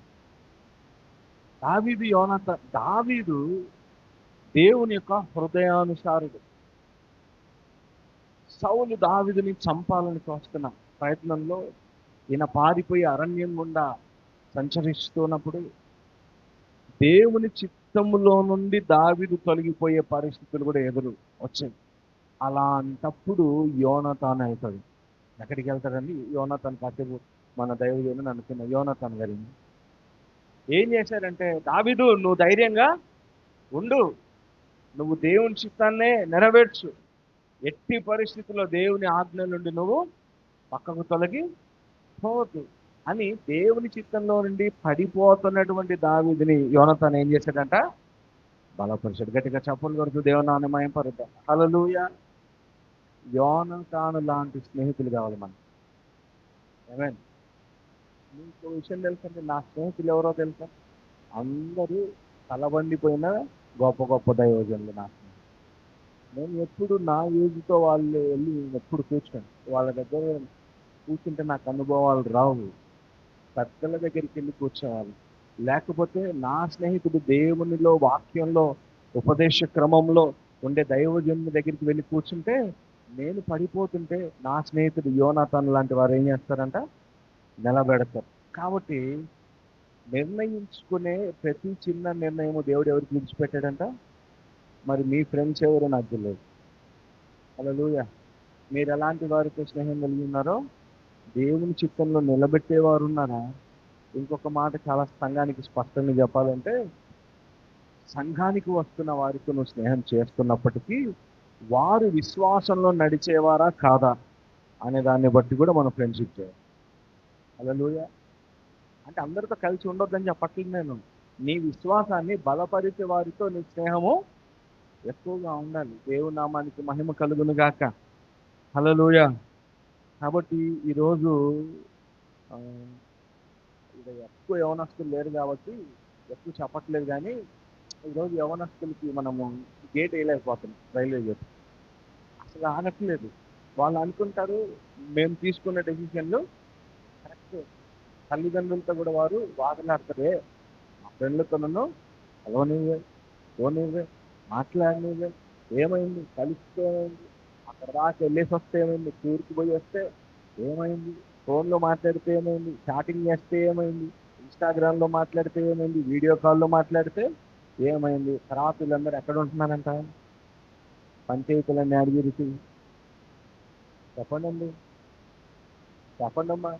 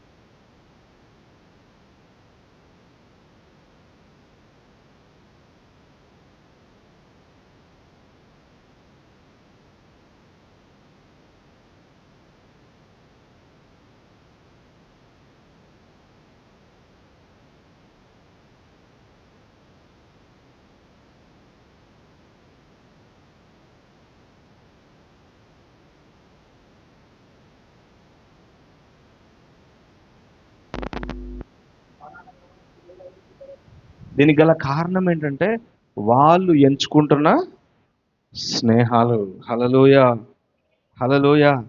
కాబట్టి మంచి స్నేహితుడు ఏం చేస్తాడంటే, పాపం చేస్తున్నాడు అనుకోండి, ఏయ్ నువ్వు చేసేది తప్పు, చేయొద్దు అని గద్దిస్తాడు. ఒకవేళ నువ్వు పడిపోతుంటే నీ కోసం నిలబడతాడు. ఒకవేళ ఆయన దగ్గర డబ్బులు లేకపోయినా ఆయన 2 చేతులు నీ కోసం పనంగా పెట్టి ఉంచుతాడు. హల్లెలూయా. మంచి స్నేహితుడు విడువక ప్రేమిస్తాడు. ఐ మీన్ హల్లెలూయా. చెడ్డ స్నేహితుడు ఏం చేస్తాడంటే, నీ దగ్గర డబ్బు ఉన్నంత వరకు నిన్ను వాడుతాడు. నీ దగ్గర డబ్బులన్నీ అయిపోయిన తర్వాత ఉంటాడా? దగ్గర డబ్బులు అయిపోయినాయి, ఇంకొకడు ఎవడున్నాడా డబ్బు ఉన్నాడని ఆడ దగ్గరికి వెళ్ళిపోతాడు. అలాంటి వాళ్ళతో మనం ఏం చేయకూడదు?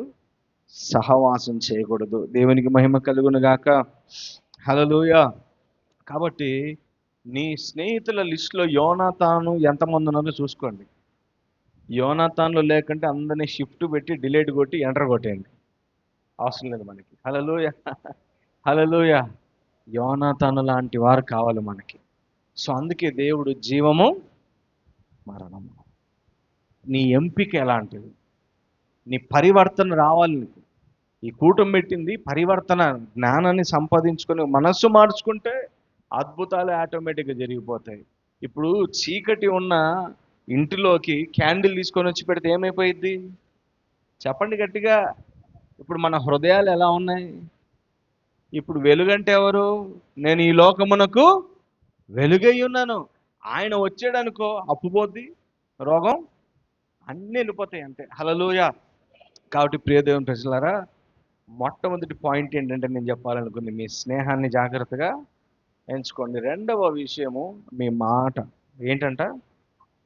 సామెతల గ్రంథము 18వ అధ్యాయము 21వ వచనం చదవండి. అందరికి తెలిసిన మాట. సామెతలు 18వ అధ్యాయము 21.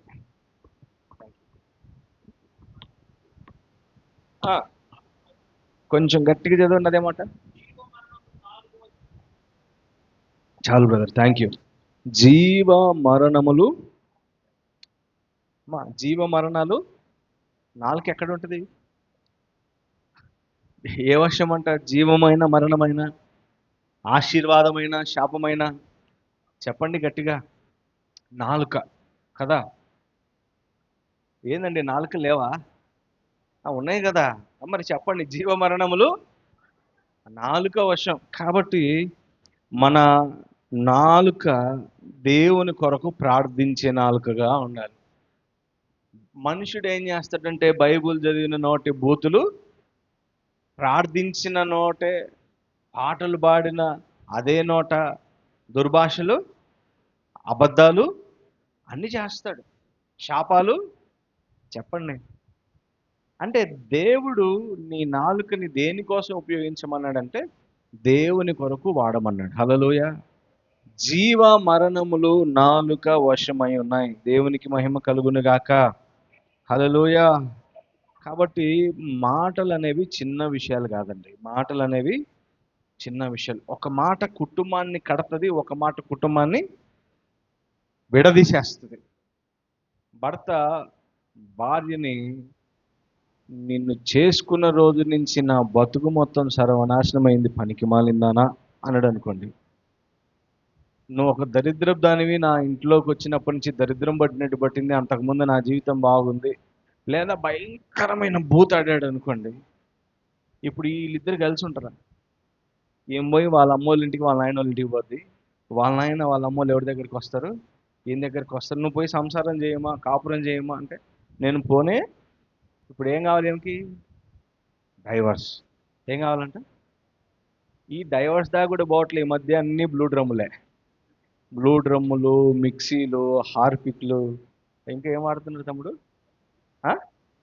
కుక్కర్లు. ఓవర్ నాయన, కుక్కర్లు, వాషింగ్ మిషన్లు, ఇంక ఏంటి, ఇంట్లోనే టైల్స్ ఓపెన్ చేసేసి టైల్స్ కింద. ఇప్పుడు డైవర్స్ దాకా కూడా ఏమి పోవట్లే.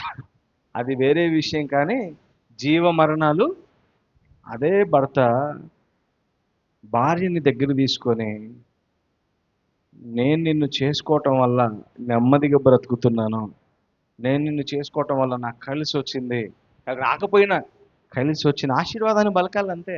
వస్తే పలుకు మంచిది, రాకపోయినా కూడా పలకాలి.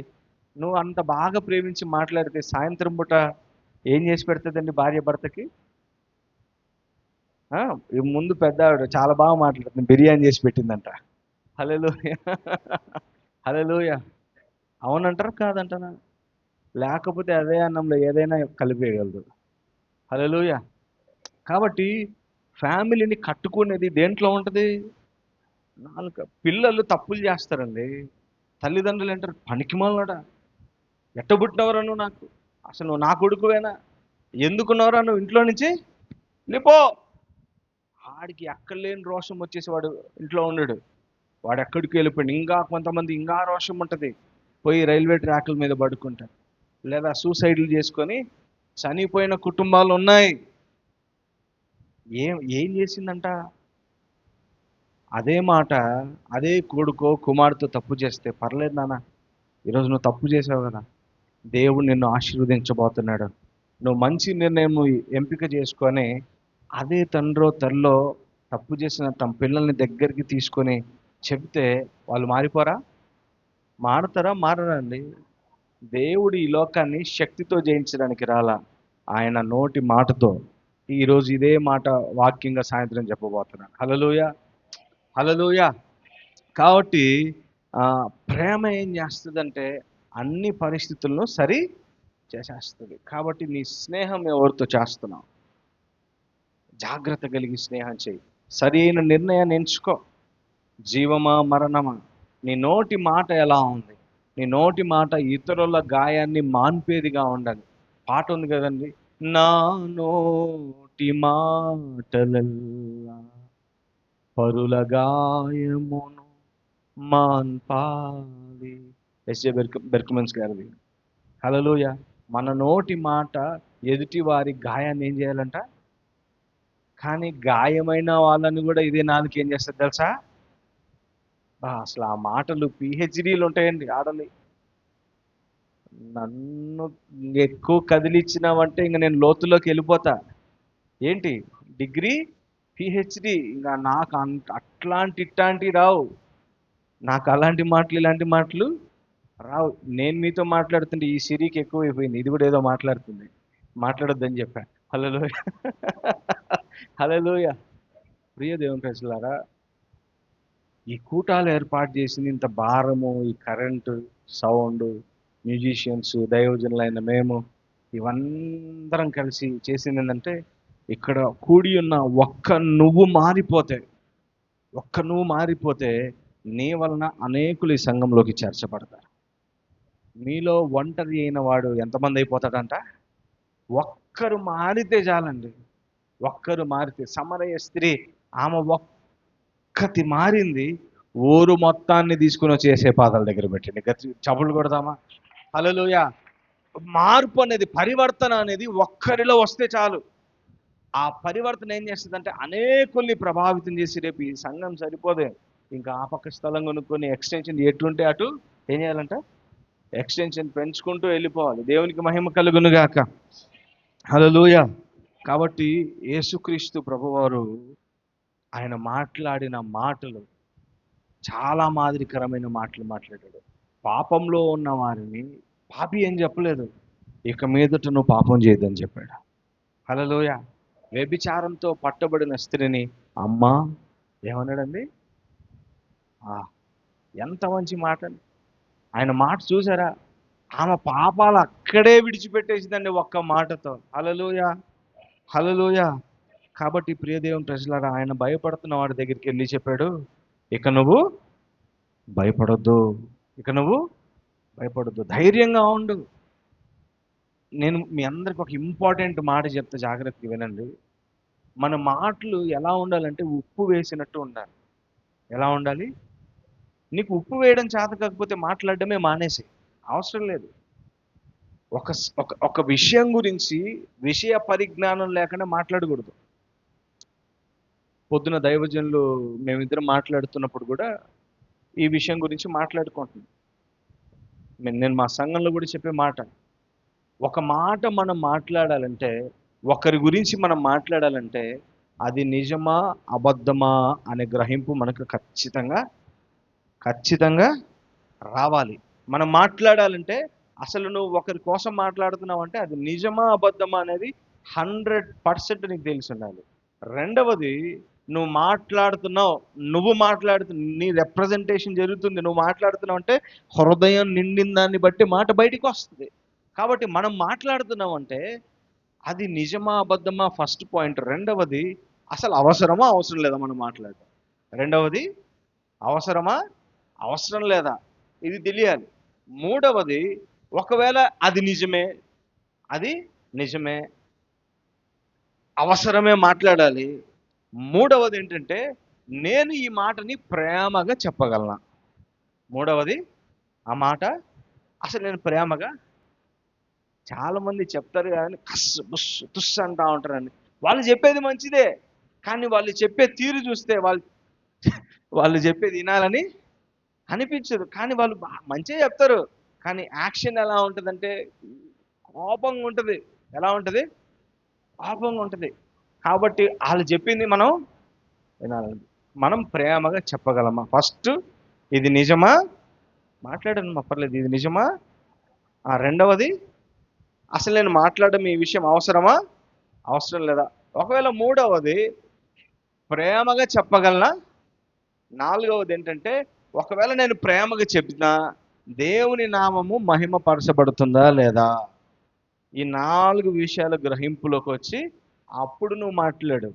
ఈ 4 విషయాలు నీకు గ్రహింపులో నువ్వు లేవంటే అసలు మాట్లాడద్దు.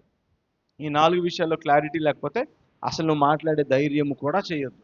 హల్లెలూయా. కాబట్టి ఫస్ట్ పాయింట్ ఏంటి మనం చెప్పుకున్నామంటే మన స్నేహము ఎవరితో? జీవమా మరణమా. నీ మాట జీవమరణములు నాలుక వశం. కాబట్టి జీవాన్ని మాట్లాడతావు, మరణాన్ని మాట్లాడతావా అనేది చాలా ఇంపార్టెంట్. మూడవది, కన్నులను కాపాడుకో. దేన్ని కాపాడుకోవాలి చెప్పండి. నేను ఎక్కువ రెఫరెన్స్ ఇచ్చుకుంటూ నేను మీకు వెళ్ళాలని అనుకోవట్లేదు, కానీ యోబు గారు అంటారు, నేను నా కన్నులతో నిబంధన చేసుకుంటేనే. 31వ అధ్యాయం 1వ వచనంలో ఉంటుంది అన్నమాట. యోబు గ్రంథము 31వ అధ్యాయము 1వ వచనం చూడండి. మనం చూసే కళ్ళు చాలా విషయాలు మన హృదయాల్లోకి వస్తూ ఉంటాయి.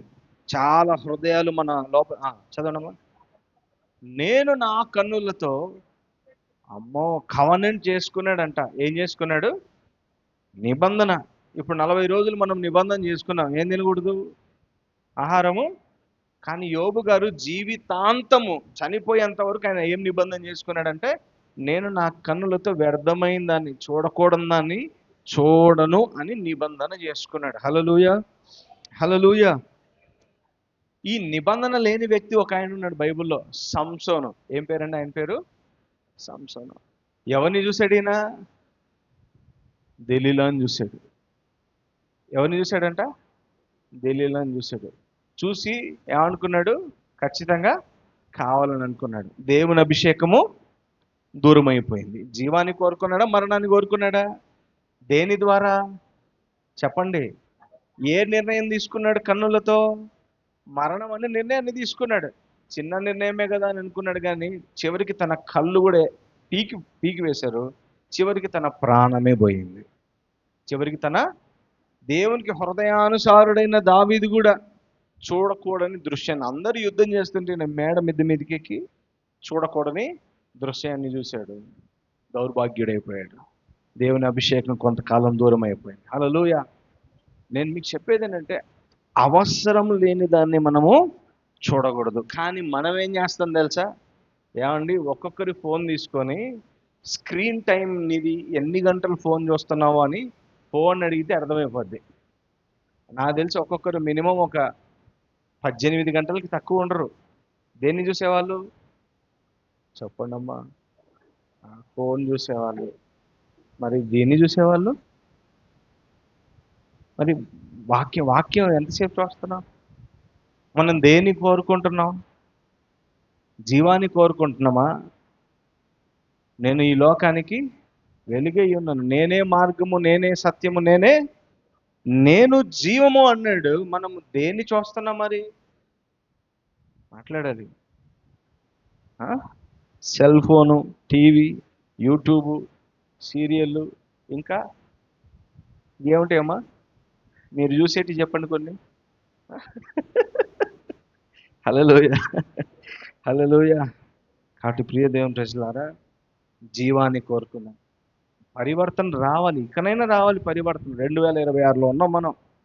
ఈ ఉపవాస ప్రార్థనలు పెట్టింది, ఈ 40 రోజులు ఏదో పాల్గొని ఆహారం మానేసి ఇక్కడికి వచ్చి కూర్చుంటే ఏదో అన్ని అటు ఏం జరగవు. నీ హృదయ పరివర్తన లేకుండా ఏది జరగదు. నువ్వు జీవాన్ని కోరుకోకుండా, యేసయ్యను నువ్వు కోరుకోకుండా ఏ ఒక్క కార్యము జరగడానికి వీలు లేదు. అది బైబిల్కే అసాధ్యమైన విషయం. హల్లెలూయా. దేవుని వాక్యం సెలవిస్తుంది, జీవాన్ని కోరుకున్నాం. దేని కోరుకున్నామండి? జీవాన్ని కోరుకున్నాం. ఈ ఉపవాస ప్రార్థనలో పరివర్తన రావాలి. రావాలి?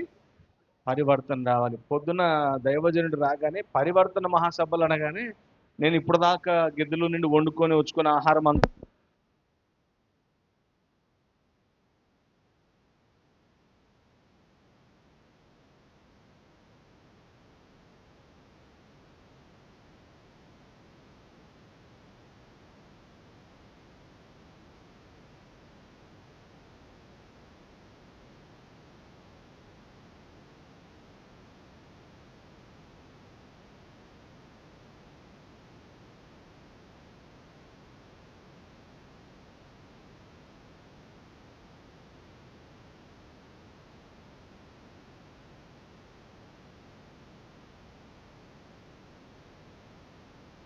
నాకు ఫ్రీడమ్ కావాలి. ఏం కావాలి? ఫ్రీడమ్ కావాలి. అందుకే నేను స్టార్టింగ్లో ఒక మాట చెప్పాను. దేవుడు మనల్ని రోబోలుగా పుట్టించలా. ఆయన మనము స్వేచ్ఛగా నిర్ణయాలు తీసుకుని స్వేచ్ఛగా ఉండేలాగా దేవుడు మనల్ని పుట్టించారు. దేవునికి స్తోత్రం, దేవునికి మహిమ కలుగును గాక. హల్లెలూయా. ఈయన ఏమన్నాడంటే, ఇదిగో నాన్న, నా ఆస్తి ఇస్తావా లేకుంటే నన్ను చచ్చిపోమంటావా? ఏమన్నాడు? అరే నువ్వు ఎక్కడికి పోయినా బాగున్నాను రా, దానికి ఉదాహరణకి మీకు అర్థమయ్యే లాంగ్వేజ్లో మాట్లాడుతాం. దానికి ఎందుకురా నువ్వు అది ఇది అని చెప్పేసి తండ్రి దగ్గర ఏం తీసుకున్నాడు?